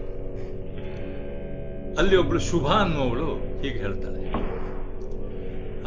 ಒಬ್ರು ಈ ನಾಟಕದ ಒಂದು ಗುಂಪು, ನಾಟಕ ಆಡುವವರ ಒಂದು ಗುಂಪು ಬುದ್ಧನ ಹತ್ರ ಬಂದು ನಮಗೆ ಮೋಕ್ಷವನ್ನ ಕೊಡಿ ಅಂತ ಕೇಳ್ತಾರೆ. ಅದಕ್ಕೆ ಅವನು ಹೇಳ್ತಾನೆ, ಬುದ್ಧ, ನಿಮಗೆ ಮೋಕ್ಷ ಸಾಧ್ಯ ಆಗೋದಿಲ್ಲ, ಪುನರ್ಜನ್ಮ ನೀವು ತಾಳಲೇಬೇಕು, ಮತ್ತೆ ಬೇರೆ ಯಾವುದೋ ಕೀಳು ಇದರಲ್ಲಿ ಬರ್ತೀರಿ. ಯಾಕಂದ್ರೆ ನೀವು ನಾಟಕ ಆಡುವುದರ ಮೂಲಕ ಜನರ ಮನಸ್ಸಿನಲ್ಲಿ ಒಂದು ಗೊಂದಲವನ್ನ ತರ್ತೀರಿ, ಅವರ ಭಾವನೆಗಳನ್ನ ಕದಿಡುತ್ತೀರಿ, ಅವರನ್ನ ವಿಹ್ವಲಗೊಳಿಸ್ತೀರಿ. ಆದ್ರಿಂದ ನಿಮಗೆ ಮೋಕ್ಷ ಸಿಕ್ಕೋದಿಲ್ಲ ಅಂತ ಹೇಳ್ತಾನೆ. ಅಂದ್ರೆ ಬೌದ್ಧರ ಕಾಲಕ್ಕೆ ಬುದ್ಧಿಸಂ ಪ್ರಕಾರ ರಂಗಭೂಮಿ ನಿಷಿದ್ಧ. ಆದ್ರೆ ವಿಪರ್ಯಾಸ ಏನಂತಂದ್ರೆ ಮುಂದೆ ಕ್ರಮೇಣ ಬೌದ್ಧ ಪ್ರಚಾರಕ್ಕಾಗಿ ನಾಟಕಗಳನ್ನು ಬರೆದಿದ್ದು ನಾವು ನೋಡ್ತೀವಿ. ಉದಾಹರಣೆಗೆ ಅಶ್ವಘೋಷ ಬೌದ್ಧರ ನಾಟಕಗಳನ್ನ ಬರೆದವು. ಇದು ಒಂದು, ಅಂದ್ರೆ ಆ ಕಾಲದಲ್ಲಿ ನಾಟಕ ಆಡುವ ಅವರ ಒಂದು ಜಾತಿ ಇತ್ತು. ನಮ್ಮಲ್ಲೂ ಇದೆ, ನಮ್ಮೂರಲ್ಲಿದೆ. ಪರವರು, ಪಂಬರ್ದರು, ನಲಿಕೆಯವರು, ಅಥವಾ ಕೇರಳದಲ್ಲಿ ಹೋದರೆ ಸಂಸ್ಕೃತ ನಾಟಕಗಳನ್ನಾಡುವ ಚಾಕ್ಯಾರರು, ನಾಂಗ್ಯಾರರು. ಹೀಗೆ ನಮ್ಮ ದೇಶದಲ್ಲಿ ಇವತ್ತಿಗೂ ಕೂಡ ನಾಟಕ ಆಡುವ ಜಾತಿಗಳು ಮತ್ತು ನಾಟಕ ಆಡುವವರದ್ದೇ ಒಂದು ಊರು ಅದು ಕೂಡ ಇದೆ. ನಾವು ಅದು ಕೂಚಿಪುಡಿ ಅಂತ ಹೇಳ್ತೀವಿ. ಈ ಕೂಚಿಪುಡಿ ಅನ್ನೋದು ಅದರ ಮೂಲ ಹೆಸರು ಕುಶೀಲವ ಅಂದ್ರೆ ನಟ, ಕುಶೀಲವ ಪುರ. ಆ ಕುಶೀಲವ ಪುರ ಅನ್ನೋದು ಕಾಲಕ್ರಮೇಣ ಕೂಚಿಪುಡಿ ಅಂತಾಗಿದೆ ಅಂತ ವಿದ್ವಾಂಸರು ಭಾವಿಸ್ತಾರೆ. ಹೀಗೆ ಒಂದು ಊರು ಕೂಡ ಇತ್ತು ಅಲ್ಲಿ. ಮತ್ತೆ ಇನ್ನೂ ಅನೇಕ ಎವಿಡೆನ್ಸಸ್ಗಳು ನಮಗೆ, ಈ ಸಾಕ್ಷ್ಯಗಳು ಸಿಗುತ್ತೆ. ಇನ್ನೊಂದು ಕಡೆಯಲ್ಲಿ ಬಹುಶಃ ಪದ್ಮಪುರಾಣದಲ್ಲಿ ಒಂದು ಉಲ್ಲೇಖ ಏನಿದೆ ಅಂತಂದ್ರೆ, ಇದೇ ನಟರು ಬುದ್ಧನನ್ನ ಬಂದು ಕಾಣೋದು, ಅದಕ್ಕೆ ಅವನು ನಿರಾಕರಿಸೋದು, ಈ ಥರದ ಘಟನೆಗಳಿದೆ. ಅಂದ್ರೆ ನಾಟಕ ಆಡುವ ಜಾತಿ ಆ ಕಾಲಕ್ಕೇನೆ ಇತ್ತು. ಸುಮಾರು 1,000 ವರ್ಷಗಳ ಹಿಂದೆ ನಾಟಕ ಆಡುವವರ ಊರೇ ಇತ್ತು ಅನ್ನೋದು. ಮತ್ತೆ ಬಹಳ ಪಾಪ್ಯುಲರ್ ಆದಂಥ ಜನಪ್ರಿಯವಾದಂಥ ನಾಟಕಗಳನ್ನು ಇವರು ಆಡ್ತಾ ಇದ್ರು. ಒಂದು ಊರಿನಿಂದ ಇನ್ನೊಂದು ಊರಿಗೆ ಇವರು ಹೋಗಿ ಒಂದು 500 ಜನರ ಒಂದು ಊರಾದರೆ ಅದನ್ನು ಗುಂಪುಗಳನ್ನಾಗಿ ಮಾಡಿಕೊಂಡು ಬೇರೆ ಬೇರೆ ಬೇರೆ ಬೇರೆ ಗುಂಪುಗಳಾಗಿ ಇವರು ಬೇರೆ ಹೋಗಿ ಸ್ಟ್ರಾಲಿಂಗ್ ಪ್ಲೇಯರ್ಸ್, ಚಾರಣರು ಹೋಗಿ ನಾಟಕಗಳನ್ನು ಆಡ್ತಾಯಿದ್ರು. ತುಂಬ ಪಾಪ್ಯುಲರ್. ಅವರು ನಾಟಕಕ್ಕೆ ಉದ್ದೇಶ ಏನಂತಂದ್ರೆ, ನಾಟಕ ಆಡುವ ಉದ್ದೇಶ ಹಾಸ್ಯತಿ ರಮಯತಿ, ಹಾಸ್ಯವನ್ನು ಉದ್ದೀಪಿಸುವುದು ಮತ್ತು ರಮಿಸುವುದು. ಇವರು ನಾಟಕಕ್ಕೆ ಫೀಸನ್ನು ಇಡ್ತಾ ಇದ್ರಂತೆ, ಅಷ್ಟು ಪಾಪ್ಯುಲರ್. ಇನ್ನೊಂದು ಸಾಕ್ಷ್ಯ ನಮಗೆ ಸಿಗುತ್ತೆ, ಎವಿಡೆನ್ಸ್. ಚಾಣಕ್ಯನ ಅರ್ಥಶಾಸ್ತ್ರದಲ್ಲಿ ಚಾಣಕ್ಯ ಏನು ಹೇಳ್ತಾನಂತಂದ್ರೆ, ಇವರಿಗೆ ಮನರಂಜನಾ ತೆರಿಗೆ ವಿಧಿಸಬೇಕು, ಟ್ಯಾಕ್ಸ್ನ ವಿಧಿಸಬೇಕು, ಮತ್ತು ಅವರ ನಾಟಕಗಳನ್ನು ಸೆನ್ಸರ್ಶಿಪ್ಗೆ ಒಳಪಡಿಸಬೇಕು. ಈ ನಿಯಮಕ್ಕೆ ಒಪ್ಪದವರಿಗೆ ಏನೇನು ಶಿಕ್ಷೆಗಳು ಕೊಡಬೇಕು ಅನ್ನೋದನ್ನು ಕೂಡ ಅವನು ದಾಖಲೆ ಮಾಡಿದ್ದಾನೆ. ಅಂದರೆ ಅಷ್ಟು ಪಾಪ್ಯುಲರ್. ನಮಗೆ ಇವತ್ತಿಗೂ ಕೂಡ, ಇವತ್ತು ನಾವು ರಂಗಭೂಮಿ ಮಾಡ್ತಿದ್ದವ್ರಿಗೂ ಕೂಡ ಟ್ಯಾಕ್ಸ್ ಕಟ್ಟಿ ಅಥವಾ ಸೆನ್ಸರ್ಶಿಪ್ ಮಾಡಿ ನಾಟಕ ಮಾಡೋದಂತಂದ್ರೆ ತುಂಬ ಕಷ್ಟ. ಆ ಕಾಲಕ್ಕೆ ಅದು ಸಾಧ್ಯ ಇತ್ತು ಅನ್ನೋದು ನಮಗೆ ಗೊತ್ತಾಗುತ್ತೆ. ಅದು ಎಷ್ಟು ವಿಸ್ತಾರವಾಗಿದ್ದಿರ್ಬೋದು, ಎಷ್ಟು ಪಾಪ್ಯುಲರ್ ಆಗಿದ್ದಿರ್ಬೋದು ಅನ್ನುವುದನ್ನು ನಾವು ಊಹಿಸೋದಕ್ಕೆ ಸಾಧ್ಯ. ಈಗ ನಾಟ್ಯಶಾಸ್ತ್ರದ ರಚನೆಯ ಕಾಲಕ್ಕೆ ನಾವು ಬರೋಣ. ನಾಟ್ಯಶಾಸ್ತ್ರದ ರಚನೆಯ ಕಾಲದ ಯಾಕೆ ನಾಟ್ಯದ ಉತ್ಪತ್ತಿಯನ್ನು ಯಾಕೆ ಮಾಡ್ದ ಭರತ? ಅವನು ಹೇಳ್ತಾನೆ, ಭೂಮಿಯಲ್ಲಿರುವ ಜನರು, ಸಾಮಾನ್ಯ ಜನರು, ಅವರು ನೈತಿಕತೆಯನ್ನು ಕಳೆದುಕೊಂಡಿದ್ದಾರೆ. ಅವರಿಗೆ ಒಂದು ಹೈ ಮೊರಾಲನ್ನು ಕೊಡಬೇಕು, ನೈತಿಕವಾಗಿ ಅವರನ್ನು ಮೇಲ್ಕೆತ್ತಬೇಕು. ಹಾಗಾಗಿ ಅವರಿಗೆ, ಶೂದ್ರರಿಗೆ ವೇದಗಳು ಅವರಿಗೆ ಎಕ್ಸೆಸಿಬಲ್ ಅಲ್ಲ, ವೇದ್ಯಗಳು ಅವ್ರಿಗೆ ಸಿಗೋದಿಲ್ಲ. ಇನ್ನೊಂದು ವೇದವನ್ನು ಉಂಟು ಮಾಡಬೇಕು, ಒಂದು ಸೃಷ್ಟಿ ಮಾಡಬೇಕು. ಕ್ರೀಡನೀಯಕಂ ಅಂತ ಕರೀತಾನೆ, ಅದನ್ನ ಸೃಷ್ಟಿ ಮಾಡಬೇಕು ಅಂತ ಅದಕ್ಕೆ ಒಂದು ಉದ್ದೇಶವನ್ನು ಕೊಡ್ತಾನೆ. ಅದಕ್ಕೆ ಅವನು ಏನೇನು ಮಾಡ್ತಾನಂತಂದ್ರೆ, ಇದು ಆ ಬೀದಿ ನಾಟಕಕ್ಕಿಂತ ಭಿನ್ನವಾದ ನಾಟಕ ಪ್ರಕಾರ ಮೇಲ್ವರ್ಗದವರಿಗೆ it's a refined, polished, sophisticated theatre ಬೇಕು. ಈ ಸೊಫಿಸ್ಟಿಕೇಟೆಡ್ ಥಿಯೇಟರ್ನ ಕಮ್ಯುನಿಕೇಶನ್ ಹೇಗಿರಬೇಕು, ಅದಕ್ಕೆ ಅವನು ಹೇಳುತ್ತಾನೆ. ಇಲ್ಲಿ ಆ ನಾಟ್ಯಶಾಸ್ತ್ರದ ಆರಂಭದ ಅಧ್ಯಾಯಗಳಲ್ಲೇ ಲೋಕಧರ್ಮಿ ಮತ್ತು ನಾಟ್ಯಧರ್ಮಿ ಅನ್ನುವ ಒಂದು ಕಾನ್ಸೆಪ್ಟ್ ಬರುತ್ತೆ. ಈ ನಾಟ್ಯಧರ್ಮಿಯ ಸ್ಥಾಪನೆಗಾಗಿ ಭರತ ನಾಟ್ಯಶಾಸ್ತ್ರವನ್ನು ರಚಿಸಿದ. ಲೋಕಧರ್ಮಿ ಅಂತಂದ್ರೆ ರಿಯಲಿಸ್ಟಿಕ್ ಅಂತ, ಈ ಜನಪದ ಲೋಕನಾಟ್ಯ ಅಂತ ಕರಿತೀವಲ್ಲ, ಲೋಕನಾಟಕ, ಜನಪದ ರಿಯಲಿಸಮ್. ಇದು ಹಾಗಲ್ಲ. ನಾಟ್ಯಧರ್ಮಿ ಅಂತಂದ್ರೆ ವಿಶಿಷ್ಟವಾಗಿ ಕಮ್ಯುನಿಕೇಟ್ ಮಾಡುವಂಥದ್ದು, ಸಾಂಕೇತಿಕವಾಗಿ ಕಮ್ಯುನಿಕೇಟ್ ಮಾಡುವಂಥದ್ದು, ಅಥವಾ ನಾವು ಸ್ಟೈಲೈಸ್ಡ್ ಅಂತ ಏನು ಕರಿತೀವಿ ಅದು. ಸಂಸ್ಕೃತ ನಾಟಕ ನಾವು ಇವತ್ತು ಕರೆಯುವ ಸ್ಟೈಲೈಸ್ಡ್ ಅನ್ನೋದಕ್ಕಿಂತ, ಹಾಡು ಕುಣಿತಗಳಿಗಿಂತ ಇನ್ನೂ ಭಿನ್ನವಾದ ಭಾಷೆಯೊಳಗೆ ಇನ್ನೊಂದು ಭಾಷೆಯನ್ನ ಸೃಷ್ಟಿ ಮಾಡುವಂಥದ್ದು. ಅಂದರೆ ಮುದ್ರೆ ಅಂತ ತಗೊಳ್ಳಿ. ಅಫ್ಕೋರ್ಸ್ ಮುದ್ರೆ ಅನ್ನೋದು ಭರತನ ಕಾಲಕ್ಕೆ ಇರಲಿಲ್ಲ, ಮುಂದಕ್ಕೆ ಬೆಳವಣಿಗೆ ಆಯಿತು. ಈ ಮುದ್ರೆ ಅಂತಂದ್ರೆ ಅದು ಭಾಷೆ, ಒಂದು ಭಾಷೆ, ಕೋಡಿಫೈಡ್, ಸನ್ನಿಕರಿಸಿದ ಭಾಷೆ. ಹೀಗಂತಂದ್ರೆ ನಾನು ನೋಡಿದೆ ಅಂತ, ಅದು ಸೂಚಿತ ಭಾಷೆ, ನೋಡ್ತಾ ಇದ್ದೇನೆ ಅಂತ. ಹೀಗಂತಂದ್ರೆ ನಡ್ಕೊಂಡು ಹೋಗ್ತಾ ಇದ್ದೇನೆ ಅಂತ. ಹೀಗಂತಂದ್ರೆ ಅಧಿನಾಯಕ ಅಥವಾ ರಾಜ ಅಳ್ತಾ ಇದ್ದೇನೆ. ಎಲ್ಲವೂ ಕೂಡ ಸೂಚಿತ ಭಾಷೆಯೊಳಗೆ ಇನ್ನೊಂದು ಭಾಷೆ. ಸೊ ಆ ಥರದ ಒಂದು, ಅದು ನಾಟ್ಯಧರ್ಮಿ. ಇದಕ್ಕೆ ವಿಶದವಾಗಿ ಅವನು ಬರೆದಿದ್ದಾನೆ. ಅಭಿನಯದ ಬಗ್ಗೆ ತುಂಬ ವಿಶದವಾಗಿ ಬರೆದಿದ್ದಾನೆ. ಹೇಗೆ ಟ್ರೈನಿಂಗ್ ಕೊಡಬೇಕು, ಒಂದೊಂದು ಅಂಗ ಮತ್ತು ಪ್ರತಿ ಅಂಗಗಳ ಒಂದೊಂದು ಅಂಗಕ್ಕೂ ಹೇಗೆ ಟ್ರೈನಿಂಗ್ ಕೊಡಬೇಕು, ಆಮೇಲೆ ಸಾಮಾನ್ಯ ಅಭಿನಯ ಅಂತಂದ್ರೆ ಏನು, ಈ ಎಲ್ಲಗಳನ್ನ ಅಲಾತ ಚಕ್ರ ಅನ್ನೋ ಒಂದು ಕಾನ್ಸೆಪ್ಟ್ ಇದೆ.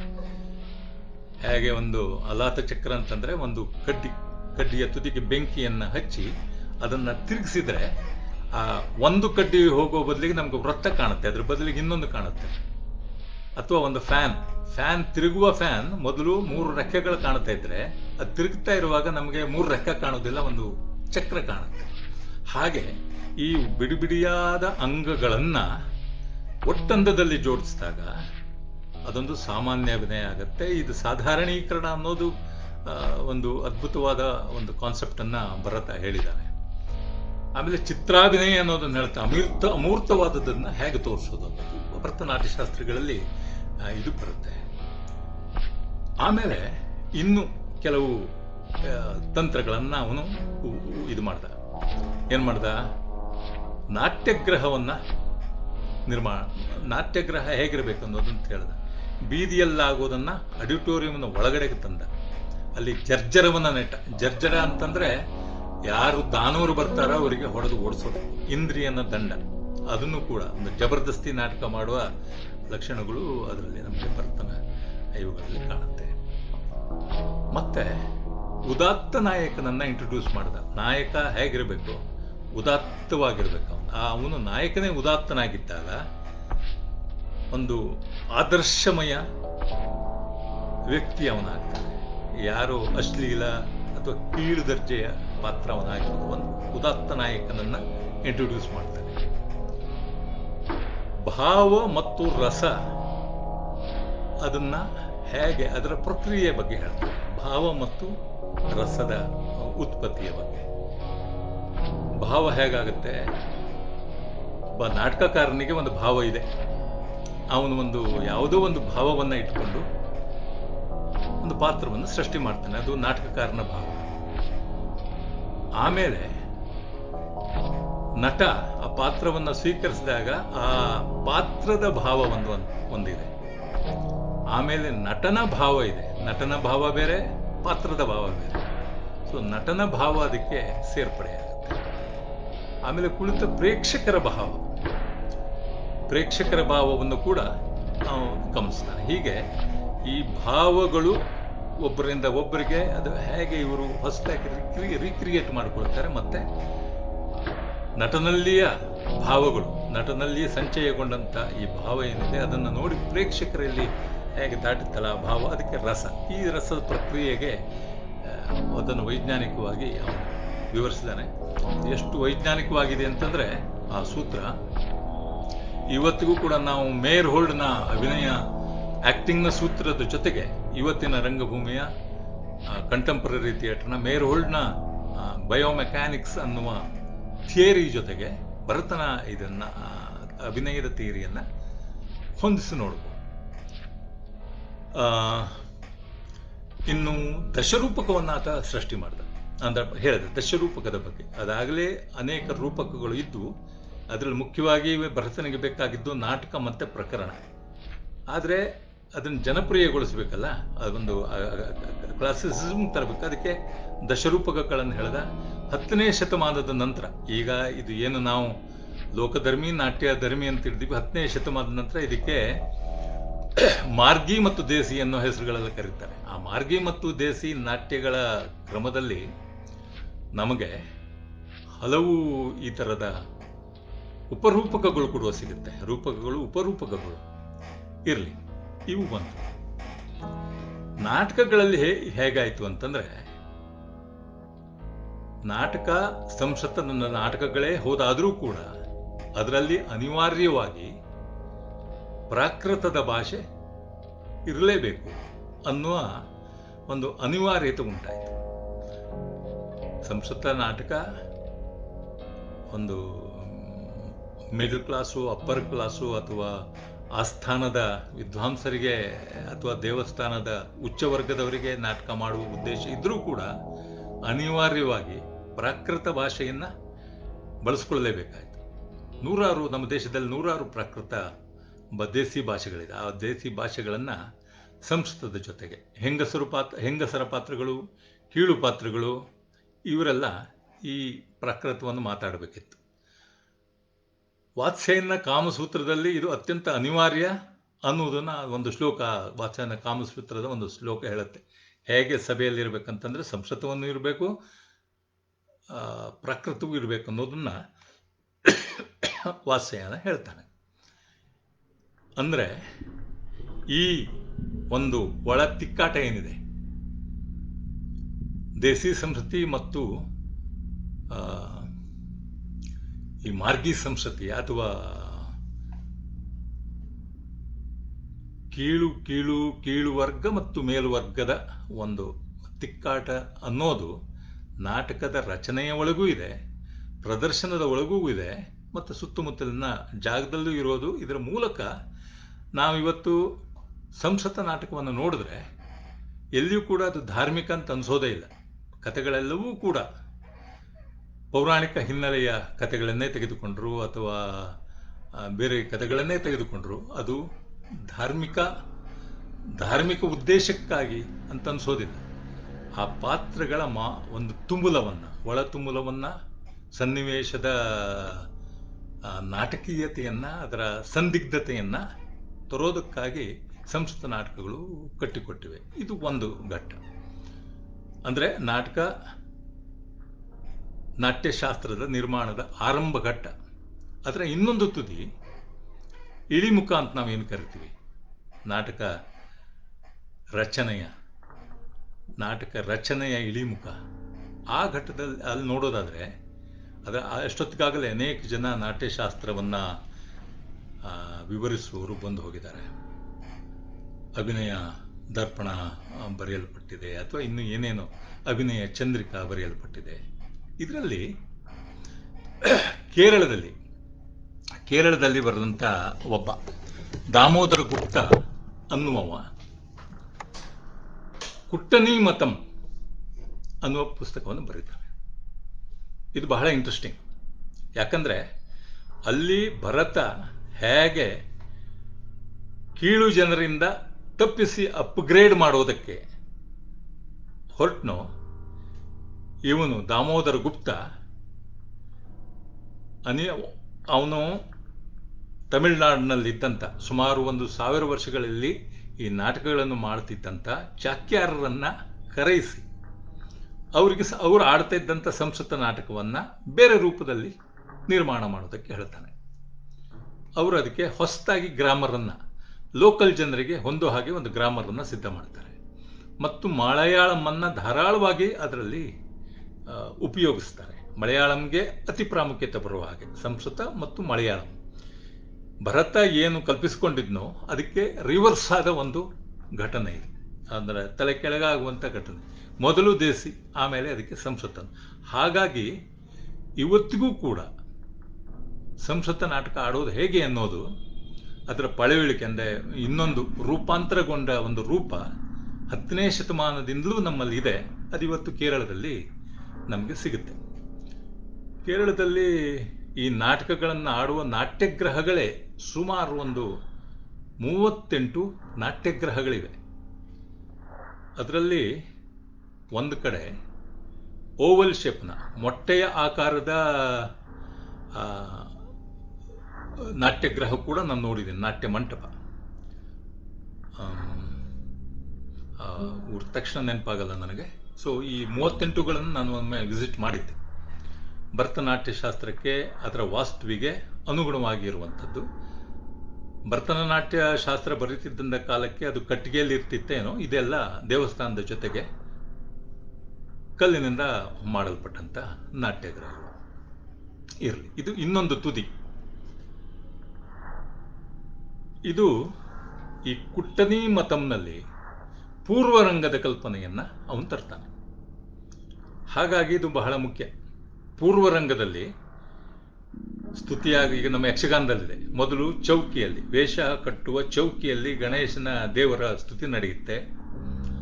ಆಮೇಲೆ ಪರ್ದೆಗಳನ್ನು ಹಿಡಿದು, ಇಬ್ಬರು ಪರ್ದೆ ಹಿಡಿದಿರ್ತಾರೆ, ಅದ್ರ ಹಿಂದೆ ಮುಖ್ಯ ವೇಷ ಬರುತ್ತೆ, ತನ್ನ ಮುಖವನ್ನು ತೋರಿಸಿ ಪ್ರವೇಶವನ್ನು ಮಾಡಿ ಹೋಗುತ್ತೆ. ಇಲ್ಲಿ ಒಡ್ಡೋಲಗ ಮಾಡ್ತೀವಿ ನಮ್ಮ ಯಕ್ಷಗಾನದಲ್ಲಿ. ಅಲ್ಲಿ ಆ ಪರದೆಯ ಹಿಂದೆ ಮುಖ್ಯವಾದ ಪಾತ್ರಗಳು ಒಂದ್ಸಲ ಬಂದು ಕುಣಿದು ಒಂದು ಕ್ಯೂರಿಯಾಸಿಟಿಯನ್ನು ಕ್ರಿಯೇಟ್ ಮಾಡಿ ಹೋಗ್ಬಿಡುತ್ತೆ.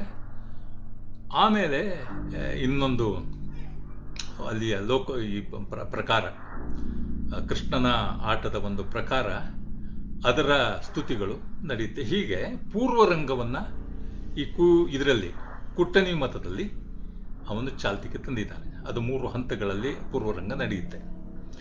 ಪುರಪ್ಪಡಂ ಇದು ಏನೇನು ಹೆಸರುಗಳಿಗೆ ಇರಲಿ ಬಿಡಿ. ಇದು ಮುಂದಕ್ಕೆ ನಾನು ಹೇಳ್ತೀನಿ, ಯಾಕಂದ್ರೆ ಕಥಕ್ಕಳಿ ಎನ್ನುವ ಒಂದು ಪ್ರಕಾರ ಹೇಗೆ ನಿರ್ಮಾಣ ಆಯಿತು ಅನ್ನೋ ಸಂದರ್ಭದಲ್ಲಿ, ಈ ಕೇಳಿಯ ಸಂದರ್ಭದಲ್ಲಿ ಈ 10ನೇ ಶತಮಾನದಲ್ಲಿ ಸಿದ್ಧವಾದಂಥ ಬರೆಯಲ್ಪಟ್ಟಂತ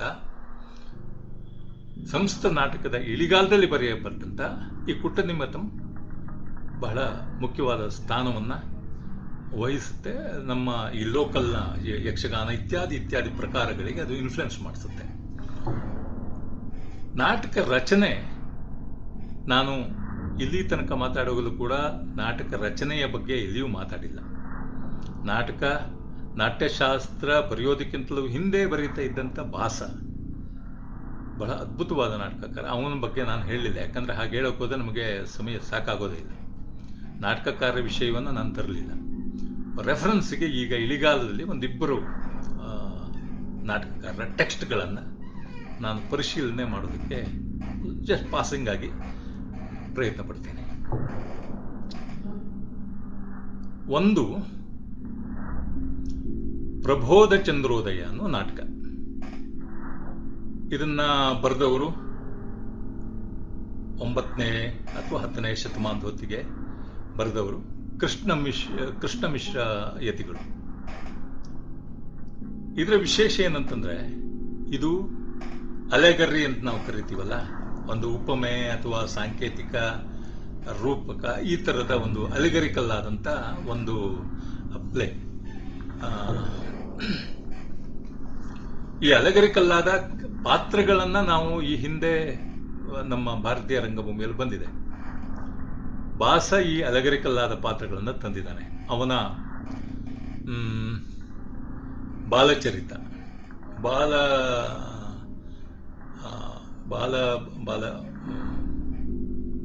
ಅದರಲ್ಲಿ ಶಾಪ ಅನ್ನುವ ಒಂದು ಪಾತ್ರ ಬರುತ್ತೆ. ಶಾಪ ಅನ್ನೋದು ಒಂದು ಅಬ್ಸ್ಟ್ರಾಕ್ಟ್ ಆದ ಕಾನ್ಸೆಪ್ಟ್, ಅಮೂರ್ತವಾದ ಕಲ್ಪನೆ. ಆ ಶಾಪವನ್ನ ಪಾತ್ರವಾಗಿಸಿದ್ದಾನೆ. ಆಮೇಲೆ ಈ ಏನದು ರಾಯಲ್ ಸ್ಪ್ಲೆಂಡರ್ ಅನ್ನುವ ಈ ರಾಜಶ್ರೀ ಎನ್ನುವ ಒಂದು ಪಾತ್ರವನ್ನ ಅವನು ತಂದಿದ್ದಾನೆ. ಮತ್ತೆ ಮುಂದೆ ದೂತವಾಕ್ಯದಲ್ಲಿ ಕೃಷ್ಣನಿಗೆ ದೂತವಾಕ್ಯಕ್ಕೆ ಹೋದ ಕೃಷ್ಣನಿಗೆ ದೌತ್ಯಕ್ಕೆ ಯುದ್ಧದ ರಾಜಿ ಮಾಡ್ಕೊಳ್ಳಿಕ್ಕೆ ಹೋದಾಗ ಅಪಮಾನ ಎಷ್ಟರ ಮಟ್ಟಿಗೆ ಆಗುತ್ತೆ ಅಂದ್ರೆ, ಅವನು ತನ್ನ ಆಯುಧಗಳನ್ನು ಕರೀತಾನೆ. ಕೃಷ್ಣನ ಆಯುಧಗಳು ಶಂಖ, ಚಕ್ರ, ಗದ ಇವುಗಳನ್ನೆಲ್ಲ ಕರೆಸ್ತಾನೆ. ಆ ಆಯುಧ ಪುರುಷಗಳು ಮಾನವ ರೂಪ ಧರಿಸಿ ಬರ್ತವೆ. ಈ ಆಯುಧಗಳು ಮಾನವ ರೂಪ ಧರಿಸಿ ಬರೋದು ನಮ್ಮ ಪುರಾಣಗಳಲ್ಲಿ ಬೇರೆ ಬೇರೆ ಕಡೆಯಲ್ಲಿ ಇದೆ.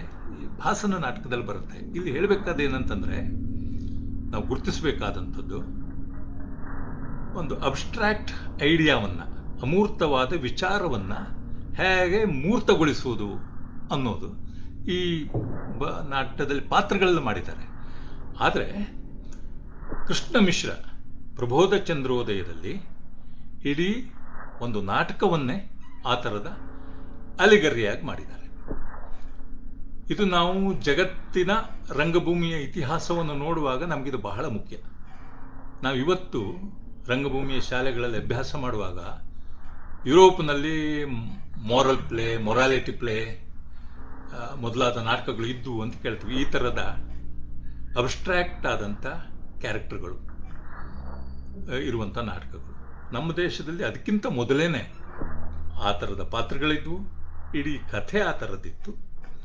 ಮತ್ತೆ ಇನ್ನೊಂದು ಕಡೆಯಲ್ಲಿ ನಾನು ನೋಡಿದ್ದೀನಿ, ಹೆಮಿಸ್ ಅಂತ ಒಂದು ಜಾಗ ಇದೆ, ಲಡಾಖ್ನ ಲೇಹ್ಗಿಂತ ಸ್ವಲ್ಪ ಮುಂದೆ, ಬೌದ್ಧರ ಒಂದು ಮಂದಿರ. ಅಲ್ಲಿ ಆ ಬೌದ್ಧರ ಮಂದಿರದಲ್ಲಿ ಮೇಯಲ್ಲಿ ಅಲ್ಲಿ ನಡೆಯುತ್ತೆ. ಆ ಹೆಮಿಸ್ ಅನ್ನೋ ಜಾಗದಲ್ಲಿ, ಹೆಮಿಸ್ ಮೊನಾಸ್ಟ್ರಿಯಲ್ಲಿ, ಬೌದ್ಧ ಮಠದಲ್ಲಿ ಬುದ್ಧರ ಒಂದು ಈ ನೃತ್ಯ ನಡೆಯುತ್ತೆ, ಮುಖವಾಡ ನೃತ್ಯ ನಡೆಯುತ್ತೆ. ಅದರಲ್ಲಿ ಒಳಿತು ಮತ್ತು ಕೆಡುಕುಗಳು ಪಾತ್ರಗಳು, ಅವುಗಳ ಮಧ್ಯೆ ನಡೆಯುವ ಯುದ್ಧ. ಇಲ್ಲಿ ಕಥೆ ಅಂತಂದ್ರೆ ಅಬ್ಸ್ಟ್ರಾಕ್ಟ್ ಕ್ಯಾರೆಕ್ಟರ್ಸ್ಗಳು ಮತ್ತು ಅಬ್ಸ್ಟ್ರಾಕ್ಟ್ ಆದಂಥ ಒಂದು ನರ್ತನ. ನಮ್ಮ ದೇಶದಲ್ಲಿ ಬುದ್ಧಿಸ್ಟ್ ಥಿಯೇಟರ್ಗಳಲ್ಲಿದೆ, ಹಿಂದೂ ಥಿಯೇಟರ್ನಲ್ಲಿ ಇದಿದೆ. ಕೃಷ್ಣ ಮಿಶ್ರ ಯತಿಗಳು ಅವರು ಬಹುಶಃ ಅವರ ನಾಟಕದಲ್ಲಿ ಒಂದು ಪಾತ್ರ ಬರುತ್ತೆ, ಮಾಯಾಮೋಹ ಅನ್ನುವಂಥ ಒಂದು ಪಾತ್ರವನ್ನು ಅವರು ತರ್ತಾರೆ. ಆ ನಾಟಕದ ಕತೆ ಮಾಯಾಮೋಹದ ಒಂದು ಕತೆ. ಈ ಮಾಯಾಮೋಹ ಅನ್ನುವಂಥ ಈ ಕಾನ್ಸೆಪ್ಟನ್ನು ವಿಷ್ಣು ಪುರಾಣದಿಂದ, 4ನೇ ಶತಮಾನದಲ್ಲಿ ರಚಿತವಾದಂಥ ವಿಷ್ಣು ಪುರಾಣದಿಂದ ಇವರು ಪ್ರೇರಿತರಾಗಿ ಎತ್ಕೊಂಡಿರಬಹುದು ಅನ್ನೋದನ್ನ ಪಂಡಿತರು ಊಹಿಸ್ತಾರೆ. ವಿಷ್ಣು ಪುರಾಣದಲ್ಲಿ ಹೇಗಿದೆ ಅಂತಂದ್ರೆ, ಸುರರಿಗೆ ಅವರ ಯಜ್ಞ ಯಾಗಾದಿ ಕರ್ಮಗಳಲ್ಲಿ ತೊಂದರೆಗಳನ್ನು ಕೊಡ್ತಾ ಇರ್ತಾರೆ. ಸುರರು ವಿಷ್ಣುವಿನ ಹತ್ರ ಹೋಗ್ತಾರೆ, ಈ ತರ ಅಸುರರಿಂದ ನಮ್ಮನ್ನ ಕಾಪಾಡು ಅಂತ ಹೇಳ್ತಾರೆ. ಆಗ ಅವನು ತನ್ನ ಈ ಮಾಯಾಮೋಹವನ್ನು ಕರೆದು ಇವರಿಗೆ ಅಸುರರಿಂದ ಇವರನ್ನ ಬಿಡುಗಡೆ ಮಾಡೋದಕ್ಕೆ ಅವರ ಅಸೈನ್ ಮಾಡ್ತಾನೆ, ಅವನಿಗೆ ನಿಯೋಜನೆಗೊಳಿಸ್ತಾನೆ. ಈ ಮಾಯಾಮೋಹ ಬಂದು ಅದು ಒಂದು ವೇಷವನ್ನು ಧರಿಸುತ್ತೆ. ಒಬ್ಬ ನಗ್ನ ಸನ್ಯಾಸಿಯ ವೇಷವನ್ನು ಧರಿಸುತ್ತೆ. ಆ ನಗ್ನ ಸನ್ಯಾಸಿಗೆ ಗಳಗಂಡ ಇದೆ, ಕತ್ತಿನಲ್ಲಿ ಗಳಗಂಡ ಇರುವ ನಗ್ನ ಸನ್ಯಾಸಿ ಕೈಯಲ್ಲಿ ನವಿಲುಗರಿಯನ್ನ ಅವನು ಹಿಡಿದಿದ್ದಾನೆ. ಅವನಿಗೆ ಅಸುರರ ಹತ್ರ ಹೋಗ್ತಾನೆ. ಅಸುರರ ಹತ್ರ ಹೋಗಿ ಅವನು ಬೌದ್ಧರ ಮೀಮಾಂಸೆಯನ್ನ ಅವರಿಗೆ ಬೋಧಿಸ್ತಾನೆ. ಯಾಕಂದ್ರೆ ಈ ನಾಟಕ ಕೃಷ್ಣ ಮಿಶ್ರರು ಅವರು ವೇದಾಂತದ ಅದ್ವೈತ ಸಿದ್ಧಾಂತವನ್ನ ಪ್ರತಿಪಾದಿಸೋದಕ್ಕೆ ಹೊರಟವರು. ಇದು ನಮ್ಮ ಭಾರತೀಯ ರಂಗಭೂಮಿಯಲ್ಲಿ ಇನ್ನೊಂದು ಹೇಗೆ ಮತ ಪ್ರಚಾರವನ್ನ ಅಥವಾ ತತ್ವ ಪ್ರಚಾರವನ್ನ ಮಾಡೋದಕ್ಕೆ ನಾಟಕಗಳನ್ನ ಬಳಸಿದ್ರು ಅದು ನಮ್ಗೆ ಗೊತ್ತಾಗಲ್ಲ. ಈಗ ಉದಾಹರಣೆಗೆ ಕಾಳಿದಾಸನ ಅಭಿಜ್ಞಾನ ಶಾಕುಂತಲ, ಶೈವರ ಅಭಿಜ್ಞಾನ ಎನ್ನುವ ಒಂದು ತತ್ವ ಸಿದ್ಧಾಂತವನ್ನ ಪ್ರತಿಪಾದಿಸುವುದಕ್ಕೆ ಶಕುಂತಲ ನಾಟಕವನ್ನು ಅವನು ಬಳಸ್ಕೊಂಡ. ಆದ್ರೆ ನಮ್ಗೆ ಗೊತ್ತಾಗೋದಿಲ್ಲ. ನಾವಿವತ್ತು ಅದನ್ನ ದುಷ್ಯಂತ ಶಕುಂತಲೆಯರ ಕಥೆಯನ್ನಾಗಿ ನೋಡ್ತೀವಿ. ಅದರ ಹಿಂದಿರುವ ಆ ಶೈವ ಸಿದ್ಧಾಂತ ನಮಗೆ ಕಣ್ಣಿಗೆ ಕಾಣೋದಿಲ್ಲ. ಹಾಗೆ ಕೃಷ್ಣ ಮಿಶ್ರ ಯತಿಗಳ ಇವುದು ಕೂಡ ನಮಗೆ ಆ ಅದ್ವೈತ ಸಿದ್ಧಾಂತವನ್ನ ಅವರು ಪ್ರತಿಪಾದಿಸೋದಕ್ಕೆ ಹೊರಟಿರೋದು ಅಷ್ಟು ಮುಖ್ಯವಾಗಿ ಕಾಣೋದಿಲ್ಲ. ಆದರೆ ಅವರು ಬರೆದಿದ್ದು ಮಾತ್ರ ಅವರು ಆ ಸಿದ್ಧಾಂತವನ್ನ ತೋರಿಸೋದಕ್ಕೆ. ಇಲ್ಲಿಗೆ ಬಂದಂತ ಆ ಮಾಯಾಮೋಹ ಅನ್ನುವಂಥ ಸನ್ಯಾಸಿ ಅವರಿಗೆ ಬೌದ್ಧ ವಿಚಾರಗಳನ್ನ ಹೇಳ್ಕೊಡ್ತಾನೆ. ಅಂದ್ರೆ ಇದಕ್ಕೆ ಯಾವುದು ಇವರು ವೈದಿಕ ಯಜ್ಞ ಮಾಡುವವರಿಗೂ ಮತ್ತೆ ಬೌದ್ಧರಿಗೂ ವ್ಯತ್ಯಾಸ ಇದೆ ತಾನೆ. ಸೊ ಇವನು ಬುದ್ಧಿಸ್ಟ್ನ ಹಾಗೆ ಅವರಿಗೆ ಹೇಳ್ತಾನೆ, ನೋಡಿ ನೀವು ಬುದ್ಧಿಸ್ಟ್ ತರ ಯೋಚನೆ ಮಾಡಿ ಅಂತ ಹೇಳ್ತಾನೆ. ಯಾಕಂದ್ರೆ ಅವರು ಇದು ಹೋಮ ಹವನ ಮಾಡೋದ್ರಿಂದ ವಿಚಲಿತರಾಗಿ ಆ ಕಡೆಗೆ ಹೋಗ್ಲಿ ಅನ್ನೋ ಒಂದು ಉದ್ದೇಶಕ್ಕೆ ನೀವು ಬೆಂಕಿಗೆ ಆಹುತಿಯನ್ನ ಯಾಕೆ ಕೊಡ್ತೀರಿ ಅನ್ನುವ ಒಂದು ತತ್ವದ ಮೇಲೆ ಅಲ್ಲಿ ನಡೆಯುತ್ತೆ. ಯಾಕಂದ್ರೆ ಆ ಕಾಲದಲ್ಲಿ ಪ್ರಾಣಿಯನ್ನ ಆಹುತಿಯನ್ನು ಕೊಡ್ತಾ ಇದ್ರು. ಇತ್ತೀಚೆಗೆ ಕಳೆದ ವರ್ಷ ಕೂಡ ಬ್ರಾಹ್ಮಣರು ಇಲ್ಲಿ ಶಿವಮೊಗ್ಗದ ಹತ್ರ ಒಂದು ಕಡೆಯಲ್ಲಿ ಪ್ರಾಣಿಯನ್ನ ಯಜ್ಞಕ್ಕೆ ಆಹುತಿ ಕೊಟ್ಟಾಗ ದೊಡ್ಡ ಗಲಾಟೆ ಆಯಿತು. ಬಟ್ ಈ ನಾಟಕದಲ್ಲಿ ಅಥವಾ ಆ ಕಾಲದಲ್ಲಿ ಅದು ಸತ್ಯ, ಆಹುತಿಯನ್ನ ಕೊಡ್ತಾ ಇದ್ರು, ಪ್ರಾಣಿಯನ್ನ ಆಹುತಿಯನ್ನ ಕೊಡ್ತಾ ಇದ್ರು. ಅವನು ಹೇಳ್ತಾನೆ, ಪ್ರಾಣಿಯ ಆಹುತಿಯನ್ನ ಕೊಡೋದು ನೀವು ಬೌದ್ಧರಾಗಿ ಅದನ್ನ ವಿರೋಧಿಸಬೇಕು ಅಂತಂದ್ರೆ ನೀವು ಒಪ್ಕೊಳ್ಬಾರದು. ಹಿಂಸೆ ಧರ್ಮಕ್ಕೆ ವಿರುದ್ಧವಾದದ್ದು, ನಿಮ್ಮ ಬೌದ್ಧ ಧರ್ಮಕ್ಕೆ ವಿರುದ್ಧವಾದ. ಆದ್ರಿಂದ ಅವ್ರವ್ರ ಪಾಡಿಗೆ ಏನೋ ಮಾಡ್ಕೊಳ್ತಾರೆ ಬಿಡಿ, ನಿಮ್ಗೆ ಸಂಬಂಧ ಇಲ್ವಲ್ಲ, ನೀವು ಯಾಕೆ ತೊಂದರೆ ಕೊಡ್ತೀರಿ ಅಂತ ಹೇಳ್ತಾರೆ. ಆಗ ಇನ್ನೊಂದು ಮಾತು ಬರುತ್ತೆ, ನೀವು ಮಾಂಸವನ್ನ ಅಥವಾ ಪ್ರಾಣಿಯನ್ನ ಬಲಿ ಕೊಟ್ಟು ಅದನ್ನ ಸ್ವರ್ಗಕ್ಕೆ ಕಳಿಸುವುದು ಹೋದಾದ್ರೆ, ಇಂದ್ರನಿಗೆ ಸಂಪ್ರೀತಗೊಳಿಸೋದಕ್ಕೆ ಅದನ್ನು ಕಳಿಸೋದೇ ಹೋದಾದ್ರೆ, ನೀವು ಯಾಕೆ ಪ್ರಾಣಿಯನ್ನು ಕೊಡ್ತೀರಿ? ಈಗ ನಿಮ್ಮ ತಂದೆಗೆ ಮುಕ್ತಿ ಬೇಕಾದ್ರೆ ತಂದೆಯನ್ನ ಸ್ವರ್ಗಕ್ಕೆ ಕಳಿಸ್ಬೇಕಂತಂದಿದ್ರೆ ಈ ಪೂಜೆ ಮಾಡುವ ಇವ್ರು ಏನಿದ್ದಾರೆ ಪರ್ಫಾರ್ಮರ್, ಅವನ ಪೂಜಾರಿ, ಅವನ ತಂದೆಯನ್ನೇ ತಂದು ಅಗ್ನಿತಿಗೆ ಕೊಟ್ಬಿಟ್ರೆ ಅವ್ರು ನೇರವಾಗಿ ಸ್ವರ್ಗಕ್ಕೆ ಹೋಗ್ತಾರಲ್ಲ ಅನ್ನುವ ಈ ಥರದ ಮಾತುಗಳು, ಪ್ರಖರ ಸಂಭಾಷಣೆ ಇರುವಂಥ ಮಾತುಗಳನ್ನು ಅವನು ಹೇಳಿಸ್ತಾರೆ. ಈ ಐಡಿಯಾವನ್ನು, ಪದ್ಮಪುರಾಣದ ಐಡಿಯಾವನ್ನು ಇವರು ತಗೊಂಡು ನಾಟಕ ಮಾಡ್ತಾರೆ. ಇವರು ಅದಕ್ಕೆ ಒಂದು ಇಟ್ಸ್ ವೆರಿ ವೆರಿ ಇಂಟ್ರೆಸ್ಟಿಂಗ್ ಆದ ಒಂದು ಪ್ಲಾಟನ್ನು ಕೃಷ್ಣ ಮಿಶ್ರರು ಮಾಡಿದ್ದಾರೆ. ಏನಂದರೆ, ಮಾಯಾ ಒಬ್ಬ ಬ್ರಾಹ್ಮಣ ಹತ್ರ ಹೋಗ್ತಾಳೆ. ಆ ಮಾಯಾ ಮತ್ತು ಬ್ರಾಹ್ಮಣನ ಸಂಯೋಗದಿಂದ ಒಂದು ಮಗು ಹುಟ್ಟುತ್ತೆ. ಆ ಮಗನ ಹೆಸರು ಮನ. ಮನ ಅಂತಂದ್ರೆ ಬುದ್ಧಿ. ಮಾಯ ಅಂತಂದ್ರೆ ಇಲ್ಯೂಷನ್, ಭ್ರಮೆ, ವಿಚಲಿತಗೊಂಡ ವಿಕಲ್ಪದ ಬುದ್ಧಿ. ಮಾಯಾಮೋಹ. ಮಾಯಾ ಈ ವಿಕಲ್ಪಿತ ಬುದ್ಧಿ ಬ್ರಾಹ್ಮಣನನ್ನು ಸೇರಿ ಅದಕ್ಕೆ ಒಂದು ಮಗು ಹುಟ್ಟುತ್ತೆ. ಅವರಿಬ್ಬರಿಗೆ ಸಂಯೋಗದಲ್ಲಿ ಮನ ಅನ್ನೋದು, ಬುದ್ಧಿ ಅನ್ನೋದು ಹುಟ್ಟುತ್ತೆ. ಈ ಮನ ಅನ್ನುವವನಿಗೆ 2 ಹೆಂಡತಿಯರು. ಒಬ್ಳು ಪ್ರವೃತ್ತಿ, ಇನ್ನೊಬ್ಳು ನಿವೃತ್ತಿ. ಪ್ರವೃತ್ತಿ ಅನ್ನೋವಳು ಬಹಳ ಚಟುವಟಿಕೆಯಿಂದರು, ಬರೀ ತುಂಬಾ ಆಕ್ಟಿವ್ ಆದವಳು. ನಿವೃತ್ತಿ ವೈರಾಗ್ಯವನ್ನ ತಾಳುವವಳು. ಈ ಪ್ರವೃತ್ತಿಯಿಂದ ಮೋಹ ಅನ್ನುವ ಒಂದು ಸಂತತಿ ಮುಂದುವರಿಯುತ್ತೆ. ಪ್ರವೃತ್ತಿಗೆ ಅಂದರೆ ಚಟುವಟಿಕೆಯಿಂದ ಆಕ್ಟಿವ್ ಆಗಿರುವವರಿಂದ ಮೋಹ ಅನ್ನುವ ಒಂದು ಸಂತತಿ ಹುಟ್ಟುತ್ತೆ. ಅದೇ ನಿವೃತ್ತಿಯಿಂದ ವಿವೇಕ ಅನ್ನುವ ಒಂದು ಮಗು ಹುಟ್ಟುತ್ತೆ. ವಿವೇಕದ ಸಂತತಿ, ಮೋಹದ ಸಂತತಿ ಮತ್ತು ವಿವೇಕದ ಸಂತತಿ. ಹೀಗೆ ಮತ್ತೆ ಅವ್ರಿಗೆ ಮಕ್ಕಳಾಗತ್ತೆ. ಅಲ್ಲಿ ಮಿಥ್ಯಾದರ್ಶಿನಿ ಅನ್ನೋಳನ್ನ ಮದುವೆ ಆಗ್ತಾನೆ. ಇನ್ನೊಂದು ಕಡೆ ವಿವೇಕ ಅನ್ನುವವನಿಗೆ ವಿವೇಕ ಮತಿ ಅನ್ನೋಳ ಜೊತೆಗೆ ಮದುವೆ ಆಗುತ್ತೆ. ಹೀಗೆ ಈ 2 ಮೋಹ ಮತ್ತು ಬುದ್ಧಿಯ 2 ಸಂತತಿಗಳು ನಿರಂತರವಾಗಿ ಜಗಳ ಆಡ್ತವೆ. ಇದು ಆ ನಾಟಕದ ಒಂದು ಸ್ಥೂಲವಾದ ಕಥೆ. ಈ ಒಂದು ಅಬ್ಸ್ಟ್ರಾಕ್ಟ್ ಕಥೆಯನ್ನ ಇವರು ಪ್ರಬೋಧ ಚಂದ್ರಯೋಧೆಯಲ್ಲಿ ಕೊಟ್ಟಿದ್ದಾರೆ. ಅದರ ಆರಂಭದಲ್ಲಿ 1-2 ಪಾತ್ರಗಳು ಬರುತ್ತೆ. ಅದು ಐತಿಹಾಸಿಕವಾದ ಪಾತ್ರಗಳು.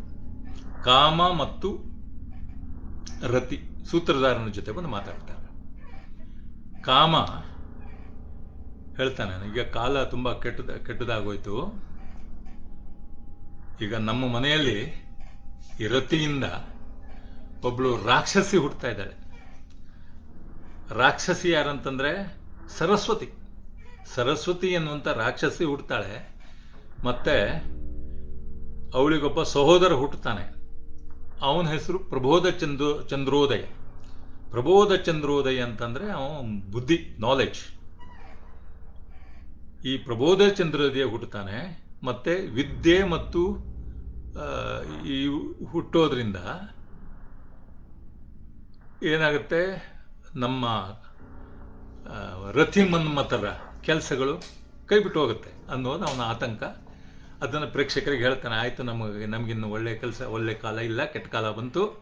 ಯಾಕಂದ್ರೆ ಸರಸ್ವತಿ ಮತ್ತೆ ಪ್ರಬೋಧ ಚಂದ್ರೋದಯರು ಹುಟ್ಟುತ್ತಾ ಇದ್ದಾರೆ ಅನ್ನೋದನ್ನು ಹೇಳ್ತಾನೆ. ಮತ್ತೆ ಇವನು ಶಾಂತರಸವನ್ನ ಪ್ರತಿಪಾದನೆಗಾಗಿ ನಾಟಕ ಬರೆದಿದ್ದೀನಿ ಅಂತ ಹೇಳ್ತಾನೆ.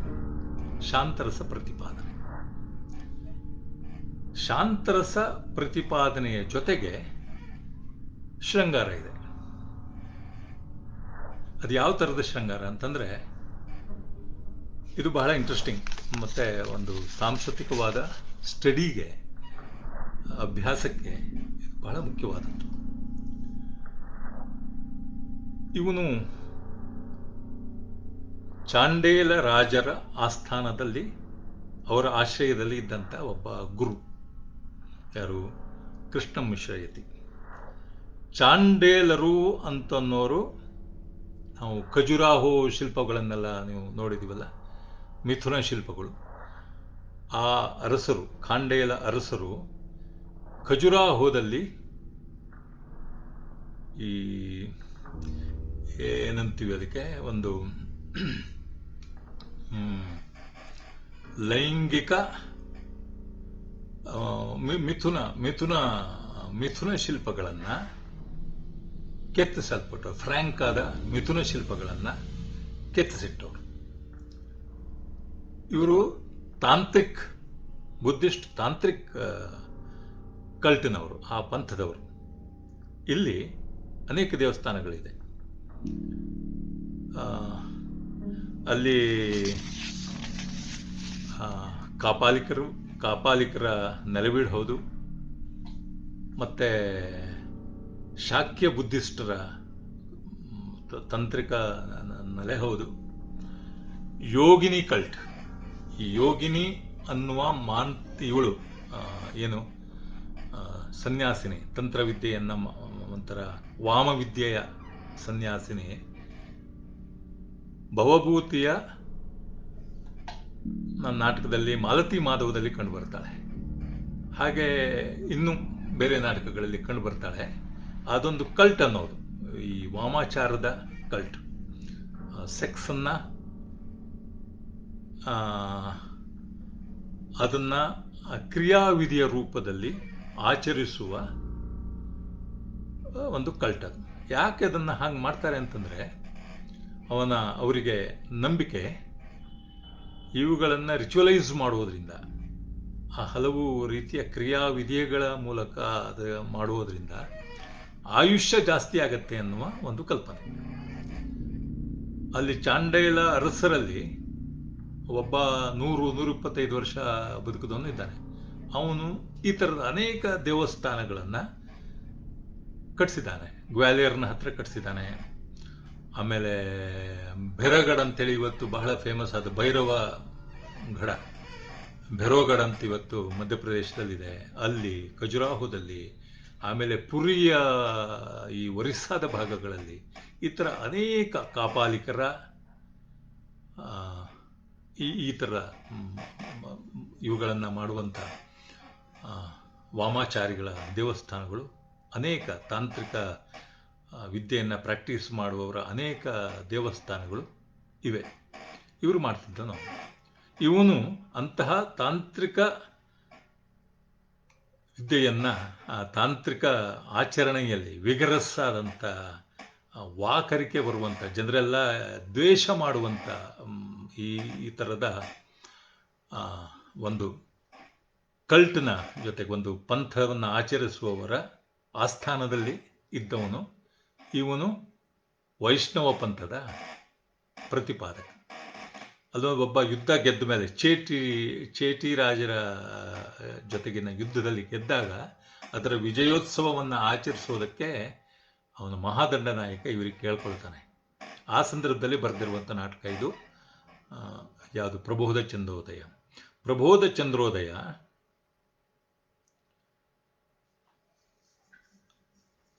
ಇಲ್ಲಿ ಏನು ಮಾಡ್ತಾರೆ, ಇವರು ಸಂಪೂರ್ಣವಾಗಿ ಅದರ ವಿರುದ್ಧ ಬರೀತಾರೆ.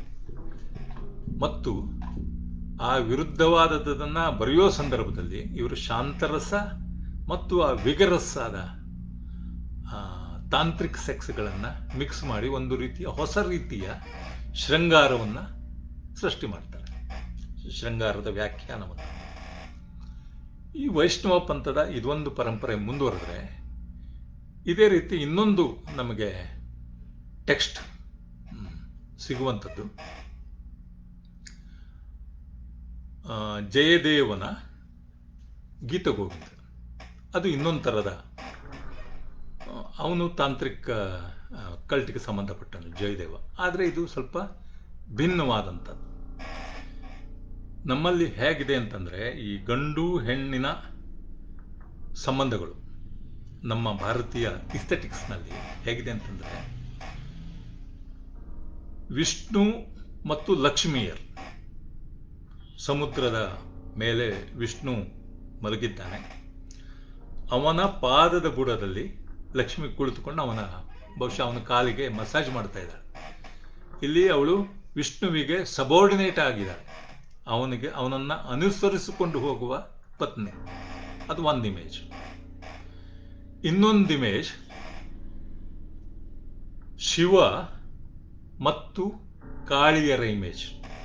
ಕಾಳಿ ಉಗ್ರ ರೂಪ ತಾಳಿದ್ದಾಳೆ, ನಾಲಿಗೆ ಹೊರಗಿದೆ, ನಾಲಿಗೆಯಿಂದ ರಕ್ತ ತೊಟ್ಟಿಗ್ತಾ ಇದೆ, ಕತ್ತಿಗೆ ರುಂಡಗಳ ಮಾಲೆಯನ್ನು ಹಾಕ್ಕೊಂಡಿದ್ದಾಳೆ, ಅವಳ ಮೈ ನೀಲಿ, ಕೈಯಲ್ಲಿ ಒಂದು ಕಡಿದ ರುಂಡ ಇದೆ, ಕಾಲಲ್ಲಿ ಶವವನ್ನ ಮೆಟ್ಟಿದ್ದಾಳೆ. ಶವ ಅಂತಂದ್ರೆ ಶಿವ ಅನ್ನೋದಕ್ಕೆ ಅರ್ಥವನ್ನು ಹಚ್ಚುತ್ತಾರೆ.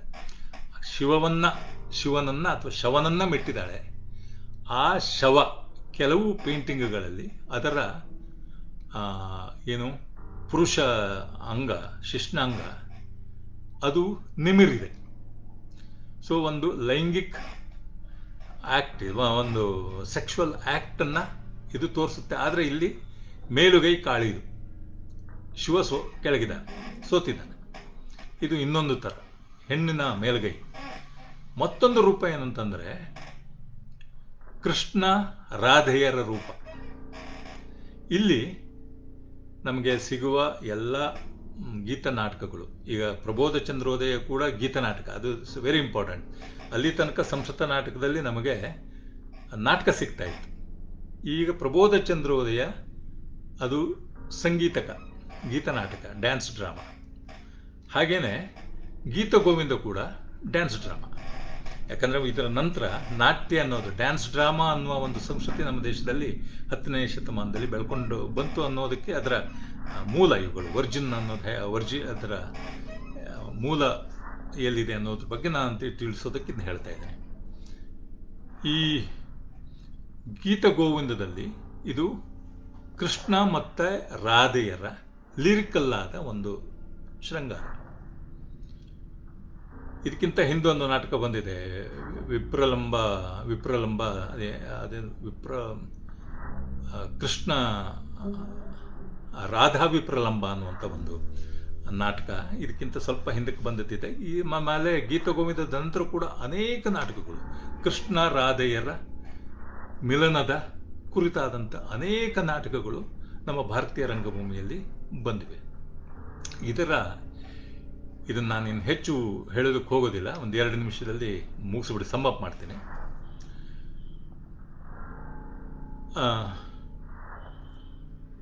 ಇದು ಭಾವಗೀತಾತ್ಮಕವಾದಂಥ ನೆಲೆ ಇರುವಂಥದ್ದು. ಶೃಂಗಾರ ಮತ್ತು ಭಕ್ತಿಯ ಸಂಯೋಗ ಇದರಲ್ಲಿದೆ. ಮತ್ತು ವೈಷ್ಣವ ಪಂಥದ್ದು, ವೈಷ್ಣವ ಸಿದ್ಧಾಂತವನ್ನು ಪ್ರತಿಪಾದಿಸುವಂಥದ್ದು.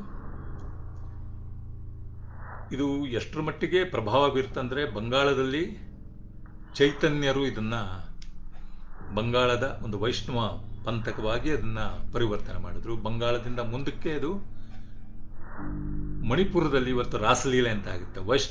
ಮಣಿಪುರದಲ್ಲಿ ವೈಷ್ಣವರು ಯಾಕಿದ್ದಾರೆ ಅಂತಂದ್ರೆ ಈ ಕಾರಣಕ್ಕೆ, ಬಂಗಾಳದಿಂದ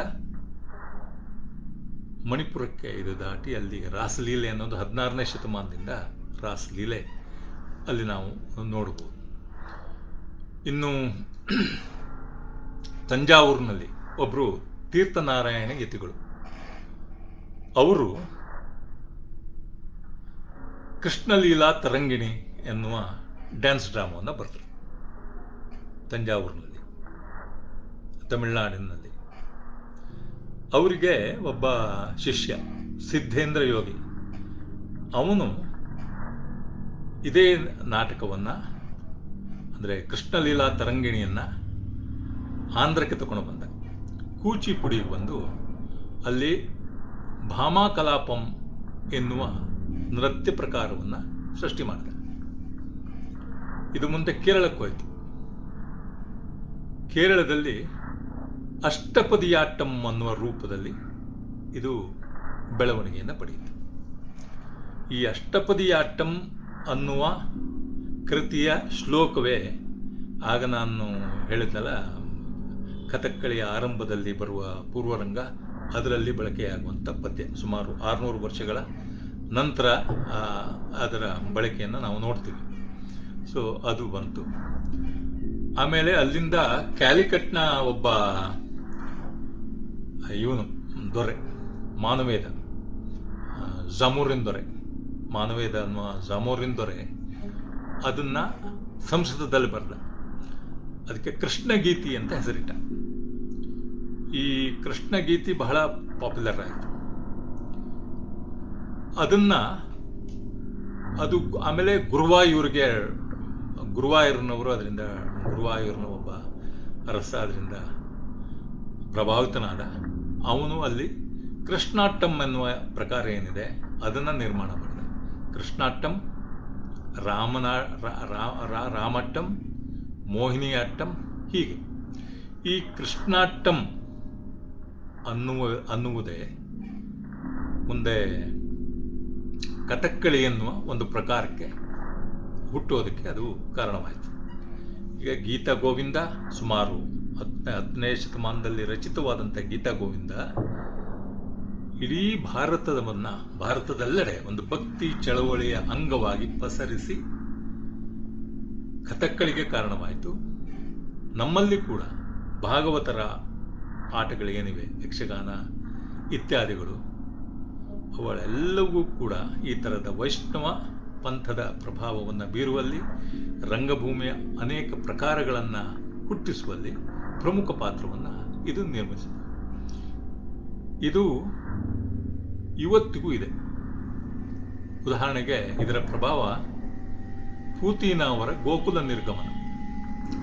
ನಿರ್ಗಮನ ಕೂಡ ಕೃಷ್ಣ ರಾಧೆಯರ ಶೃಂಗಾರದ ಕಥೆ. ಇದು ನಮ್ಮಲ್ಲಿ ನಮ್ಮ ಕಂಟೆಂಪ್ರರಿ ಕನ್ನಡ ಥಿಯೇಟರ್ನಲ್ಲಿ ಅಥವಾ ಇಂಡಿಯನ್ ಥಿಯೇಟರ್ನಲ್ಲಿ ಒಂದು ಮೈಲಿಗಲ್ಲು ಎನ್ನುವಂಥ ಒಂದು ನಾಟಕ ಬಿ.ವಿ. ಕಾರಂತರು ನಿರ್ದೇಶನ ಮಾಡಿದ್ದಾರೆ. ಹಿಂದೆ ಬಾಬರಿ ಮಸೀದ್ ಕೆಡವಿದಾಗ ನಮ್ಮ ಅನೇಕ ಜನ ಬುದ್ಧಿಜೀವಿಗಳು, ನಾಟಕಕಾರರು, ಲೇಖಕರು ಸುಮ್ಮನಿದ್ದಾಗ ಈ ಗೋಕುಲ ನಿರ್ಗಮನವನ್ನು ರಚಿಸಿದ ಸದ್ಬ್ರಾಹ್ಮಣ ಅಯ್ಯಂಗಾರ್ ನಾಮವನ್ನು ಧರಿಸಿದಂಥ ಪೂತಿನವರು ವಿಧಾನಸೌಧದ ಎದುರು ಕುಳಿತು ಪ್ರತಿಭಟನೆಯನ್ನು ನಡೆಸಿದರು. ಇದು ಬಹಳ ಮುಖ್ಯ.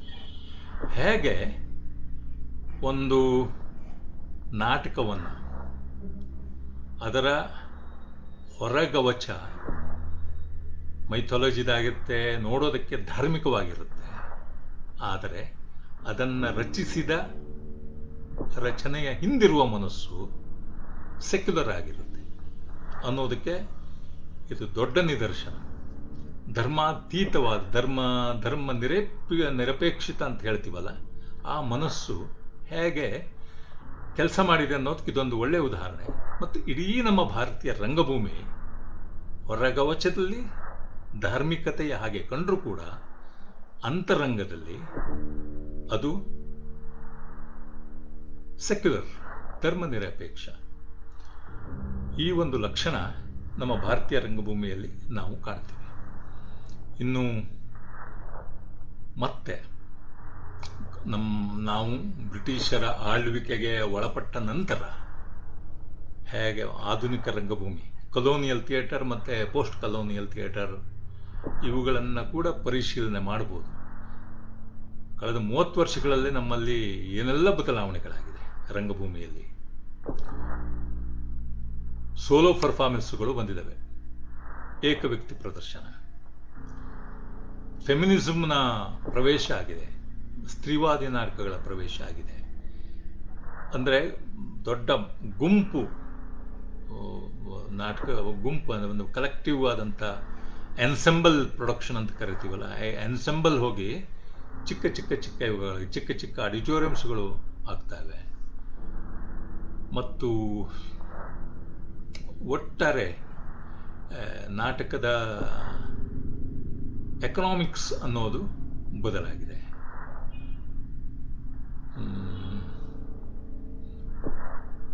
ಪೋಸ್ಟ್ ಮಾಡರ್ನ್ ಥಿಯೇಟರ್ ಇವತ್ತು ನಡೀತಾ ಇದೆ. ಕಥನವನ್ನು ಕಥನಕ್ಕೆ ಒಂದು ಕತೆ ಹೇಳುವ ಕೆಲಸದಿಂದ ವಿಮುಖವಾಗಿ ಇವತ್ತು ಕತೆ ಹೇಳದಿರುವ, ಅಂದರೆ ಎಪಿಸೋಡಿಕ್ ಆದಂಥ ಘಟನೆಗಳನ್ನು ಇಟ್ಕೊಂಡು ಮಾಡುವ ನಾಟಕಗಳು ನಮ್ಮಲ್ಲಿ ಇವತ್ತು ಚಾಲ್ತಿಗೆ ಬರ್ತಾ ಇವೆ, ಕನ್ನಡದಲ್ಲಿ ಬರ್ತಾ ಇವೆ, ಭಾರತದಲ್ಲಂತೂ ಬರ್ತಾ ಇದೆ. ಹೀಗೆ ಒಂದು ಪರಂಪರೆ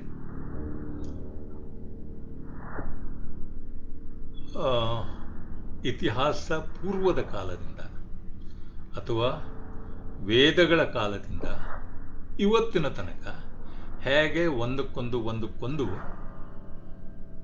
ಪ್ರಭಾವ ಬೀರ್ತಾ ಒಂದು ಕಂಟಿನ್ಯೂಸ್ ಆದಂಥ ಪರಂಪರೆ, ಜೀವಂತ ಪರಂಪರೆಯನ್ನು ಅದು ನಿರ್ಮಿಸಿಕೊಟ್ಟಿದೆ. ಕಾಲಕ್ಕೆ ಅದು ಹೇಗೆ ತನ್ನನ್ನು ಮಾರ್ಪಡಿಸಿಕೊಂಡಿದೆ, ಹೇಗೆ ತನ್ನ ಅಂತರಂಗದಲ್ಲಿಯೇ ಒಂದು ತಿಕ್ಕಾಟವನ್ನು ಇಟ್ಕೊಂಡಿದೆ, ಸಂಘರ್ಷವನ್ನು ಇಟ್ಕೊಂಡಿದೆ, ಹಾಗೂ ಸಾಮರಸ್ಯವನ್ನು ಕಾಪಾಡಿಕೊಂಡಿದೆ, ಸಂಯೋಗಗೊಂಡಿದೆ. ಆ ಮೂಲಕ ಅದು ಹೇಗೆ ಸೆಕ್ಯುಲರ್ ಆಗಿದೆ. ಇದು ಬಹಳ ಇಂಟ್ರೆಸ್ಟಿಂಗ್. ಜಗತ್ತಿನ ಬೇರೆ ಯಾವ ರಂಗಭೂಮಿಯಲ್ಲೂ ನೋಡೋದಕ್ಕೆ ಸಿಗದೇ ಇರುವ ಒಂದು ವಿದ್ಯಮಾನ ಅಥವಾ ವಿಶಿಷ್ಟ ಗುಣ ನಮ್ಮ ಭಾರತೀಯ ರಂಗಭೂಮಿಯದು. ಇನ್ನು ನಾಟಕ ರಚನೆಯ ಇತಿಹಾಸವನ್ನು ನಾನು ಪರಿಗಣಿಸಲಿಲ್ಲ, ನಾಟಕ ಪ್ರದರ್ಶನದ ಇತಿಹಾಸವನ್ನು ನಾನು ಪರಿಗಣಿಸೋದಕ್ಕೆ ಸಾಧ್ಯವಾಗಿಲ್ಲ. ಯಾಕಂದರೆ ಬಹಳ ವಿಸ್ತಾರವಾದ ಕೆಲಸ ಇರೋದರಲ್ಲಿ ಈ ಕೊಟ್ಟ ಈ ಒಂದು ಗಂಟೆ 10 ನಿಮಿಷದಲ್ಲಿ 15 ನಿಮಿಷದಲ್ಲಿ ನಾನು ಇಷ್ಟು ಮಾತಾಡಿದ್ದೇನೆ. ನನಗೆ ಮಾತಾಡೋದಕ್ಕೆ ಆಹ್ವಾನವನ್ನು ಕೊಟ್ಟಂಥ ಅರವಿಂದ್ ಕುಲಕರ್ಣಿಯವರಿಗೆ ಮತ್ತು ಅವರ ಸ್ನೇಹಿತರಿಗೆ, ಅಭಿನಯ ಭಾರತಿಯವರಿಗೆ ಬೆಳಗಕ್ಕೆ ನಾನು ನಮಸ್ಕಾರವನ್ನು ಹೇಳ್ತಾ ಇದ್ದೇನೆ. ಹುಬ್ಬಳ್ಳಿ ಮತ್ತು ಧಾರವಾಡ ಭಾರತೀಯ ರಂಗಭೂಮಿಯಲ್ಲಿ ಬಹಳ ವಿಶಿಷ್ಟ ಸ್ಥಾನವನ್ನು ಗಳಿಸಿಕೊಟ್ಟಿರುವಂಥದ್ದು ಶ್ರೀರಂಗರು. ನಾನು ಭಾರತೀಯ ರಂಗಭೂಮಿಗೆ ಸಂಬಂಧಪಟ್ಟ ಹಾಗೆ ಮೊದಲನೇ ಪುಸ್ತಕವನ್ನು ಬರೆದವರು ಅವರು ಅಂತ ಹೇಳಿದೆ. ನಾಟ್ಯಶಾಸ್ತ್ರದ ಬಗ್ಗೆ ಅದ್ಭುತವಾದ ಪುಸ್ತಕ ಬರೆದಿದ್ದಾರೆ. ನಾಟಕ, ಆಧುನಿಕ ನಾಟಕವನ್ನು ಇವರು ಕನ್ನಡ ಅಥವಾ ಭಾರತ ಮಾತ್ರವಲ್ಲ, ಇಡೀ ಜಗತ್ತಿನ ನಕಾಶೆಯಲ್ಲಿ ಇವರು ಹೇಗೆ ದೊಡ್ಡ ನಾಟಕಕಾರರು. ಪಿರಾಂಡಲೋ ಅನ್ನುವ ನಾಟಕಕಾರನ ಇನ್ ಸರ್ಚ್ ಆಫ್ 6 ಕ್ಯಾರೆಕ್ಟರ್ಸ್ ಬಹಳ ಅದ್ಭುತವಾದ ನಾಟಕ ಅಂತ ನಾವು ನಾಟಕದ ಇತಿಹಾಸದಲ್ಲಿ ದಾಖಲಾಗಿದೆ. ಆದರೆ ಅವನು ಆ ನಾಟಕ ಬರೆಯೋದಕ್ಕಿಂತ ಒಂದು 8 ವರ್ಷಗಳ ಮುಂಚೆ ಶ್ರೀರಂಗರು ಕತ್ತಲೆ ಬೆಳಕನ್ನು ಬರೆದಿದ್ರು ಅನ್ನೋದನ್ನು ನಾವು ಗಮನಿಸಿದರೆ ಅವರು ಎಷ್ಟು ಅವರ ಅಡ್ವಾನ್ಸ್ ಆದ ಯೋಚನೆ ಇತ್ತು, ಅವ್ರದ್ದು ಕ್ರಿಯಾಶೀಲತೆ ಇತ್ತು ಅನ್ನೋದು ನಮ್ಗೆ ಗೊತ್ತಾಗುತ್ತೆ. ಕುರ್ತಕೋಟಿಯವರು ನಮಗೆ ಒಂದು ಸಂಸ್ಕೃತ ರಂಗಭೂಮಿಯನ್ನು ಹೇಗೆ ನೋಡಬೇಕು, ಹೇಗೆ ಓದಬೇಕು ಅನ್ನುವ ಒಳನೋಟವನ್ನು ಅವರು ಕೊಟ್ಟ ಹಾಗೆ ಇವತ್ತು ಭಾರತದ ಯಾರು ವಿದ್ವಾಂಸರು ನಮಗೆ ಕೊಟ್ಟಿಲ್ಲ. ಕುರ್ತಕೋಟಿಯವರು ಹುಬ್ಬಳ್ಳಿ ಧಾರವಾಡದ ಕಡೆಯವರು, ಜೋಶಿಯವರು, ಜಿ.ಬಿ. ಜೋಶಿಯವರು ರಿಯಲಿಸ್ಟಿಕ್ ನಾಟಕ ನಮ್ಮಲ್ಲಿ ಇಲ್ಲವೇ ಇಲ್ಲ. ಇರೋದು ಒಂದು 3-4 ನಾಟಕ ಅಂತ ತಗೊಂಡ್ರೆ ಒಂದು ಅವ್ರದ್ದು ಜಿ.ಬಿ. ಜೋಶಿಯವರು. ಶಾ ಬಾಲುರಾವ್ ಅವ್ರದ್ದು, ಆಮೇಲೆ ಸಾಂಕೇತಿಕ ನಾಟಕವನ್ನು ಬರ್ತದೆ ಕುರ್ತಕೋಟಿಯವರದ್ದು, ಆಮನಿ ಇರಲಿ, ಜಿ.ಬಿ. ಜೋಶಿಯವರು. ಆಮೇಲೆ ಗಿರೀಶ್ ಕಾರ್ನಾಡ್ರು ವರ್ಲ್ಡ್ ಥಿಯೇಟರ್ ಡೇ ದಿವಸ ಒಬ್ಬರನ್ನು ಆಯ್ಕೆ ಮಾಡಿ ಜಗತ್ತಿಗೆ ರಂಗಭೂಮಿ ಮೆಸೇಜನ್ನು ಕೊಡಿಸ್ತಾರೆ. ಭಾರತವನ್ನು ರೆಪ್ರೆಸೆಂಟ್ ಮಾಡಿರುವಂಥ 2 ರಂಗಕರ್ಮಿಗಳಲ್ಲಿ ಮೊದಲನೆಯವರು ಗಿರೀಶ್ ಕಾರ್ನಾಡ್ ಅವರು. ಅದ್ಭುತವಾದ ಪೇಪರನ್ನು ಮಂಡಿಸಿ ಭಾರತೀಯ ರಂಗಭೂಮಿಯ ಹಿರಿಮೆಯನ್ನು, ಆಗಲೇ ಹೇಳಿದಾಗೆ ನಾಟ್ಯಶಾಸ್ತ್ರದ ಆರಂಭದ ಸಂಘರ್ಷದ ಸ್ಥಿತಿಯನ್ನು ಅವರು ಎಷ್ಟು ಚೆನ್ನಾಗಿ ವಿವರಿಸಿದ್ದಾರೆ ಅದನ್ನು ಹೇಳಿದ್ದಾರೆ. ಮತ್ತೆ ಎಲ್ಲಕ್ಕಿಂತ ಮುಖ್ಯವಾಗಿ ಬೇಂದ್ರೆಯವರು. ಬೇಂದ್ರೆಯವರ ನಾಟಕ ಕಾಲಕ್ಕಿಂತ ಎಷ್ಟು ಮುಂದಿದೆ. ಅವರ ಜಾತ್ರೆ ನಾಟಕವನ್ನು ತಗೊಂಡ್ರೆ ನಮಗಿವತ್ತು ಕೊರೋನಾದ ಸಂದರ್ಭದಲ್ಲಿ ಒಂದು 100 ವರ್ಷದ ಹಿಂದೆನೇ ಅಂತ ಅದ್ಭುತವಾದ ನಾಟಕನ ಬರೀತಾರೆ. ಇವತ್ತಿಗೆ ಅದು ಯಥಾವತ್ತಾಗಿ ಅದನ್ನು ತಾಳೆ ಹಾಕ್ಬೋದು. ಇಲ್ಲಿಯ ಲೋಕಲ್ ಗೌರ್ಮೆಂಟ್ ಹೇಳುತ್ತೆ, ನಮಗೆ ಕೇಂದ್ರದಿಂದ ಪುಣೆಯಿಂದ ತಂತಿ ಬರೋ ತನಕ, ಟೆಲಿಗ್ರಾಮ್ ಬರೋ ತನಕ ನಾವು ಇಲ್ಲೇನು ಆ್ಯಕ್ಷನ್ ತಗೊಳ್ಳೋಂಗಿಲ್ಲ ಅಂತ ಹೇಳ್ತಾರೆ. ಇವತ್ತು ನಮ್ಮ ದೇಶದ ಸ್ಥಿತಿಯು ಹಾಗಾಗಿದೆ ಈಗ. ಆಮೇಲೆ ಆ ಕಾಲದಲ್ಲಿ, ಪ್ಲೇಗ್ ಬಂದ ಕಾಲದಲ್ಲಿ, ಬ್ರಿಟಿಷ್ ಅಧಿಕಾರಿಗಳು, ಪೂನಾದಲ್ಲಿ ನಿಯೋಜಿತರಾದಂಥ ಬ್ರಿಟಿಷ್ ಅಧಿಕಾರಿಗಳು ಜನರನ್ನು ಬೀದಿಯಲ್ಲಿ ಹಿಡಿದು ಅವರನ್ನ ನಗ್ನರನ್ನಾಗಿ ಮಾಡಿ ಅವರ ಕಂಕುಳಲ್ಲಿ ಗಡ್ಡ ಇದೆಯಾ ಅನ್ನೋದನ್ನು ಟೆಸ್ಟ್ ಮಾಡ್ತಿದ್ರಂತೆ, ಒಪ್ಪದೇ ಇದ್ದವರಿಗೆ ಹೊಡಿತಿದ್ರಂತೆ ಅಂತ ಸಾರ್ವಜನಿಕವಾಗಿ ಅವಮಾನ ಮಾಡುವಂಥದ್ದು ಮತ್ತು ಲೂಟಿ ಮಾಡುವಂಥದ್ದು.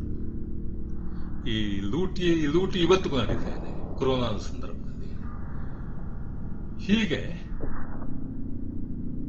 ಮತ್ತೆ ಅಷ್ಟು ಪಿಡುಗಿದ್ರು ಕೂಡ ಇನ್ನೂ ನಮ್ಮಲ್ಲಿ ಪಿಡುಗಿಲ್ಲ, ಏನು ತೊಂದರೆ ಇಲ್ಲ ಅಂಥೇಳಿ ನಾವು ತಿಳ್ಕೊಂಡಿರೋದು. ಕುಂಭಮೇಳ ಮಾಡೋದಕ್ಕೂ ಅವಕಾಶ ಇದೆ, ಟ್ರಂಪ್ ಬರೋದಕ್ಕೂ ಅವಕಾಶ, ಎಲ್ಲವೂ ಇದೆ. ಈ ಘಟನೆಯನ್ನು 100 ವರ್ಷಗಳ ಹಿಂದೆ ಜಾತ್ರೆ ಎನ್ನುವ ನಾಟಕದಲ್ಲಿ ಹೇಗೆ ಹಿಡಿದಿಟ್ಟಿದ್ದಾರೆ. ಇವತ್ತಿಗೂ ಬಹಳ ರೆಲೆವೆಂಟ್ ಆದ ನಾಟಕ. ಇಂಥ ಅದ್ಭುತ ವ್ಯಕ್ತಿಗಳನ್ನು ಕೊಟ್ಟಂಥ,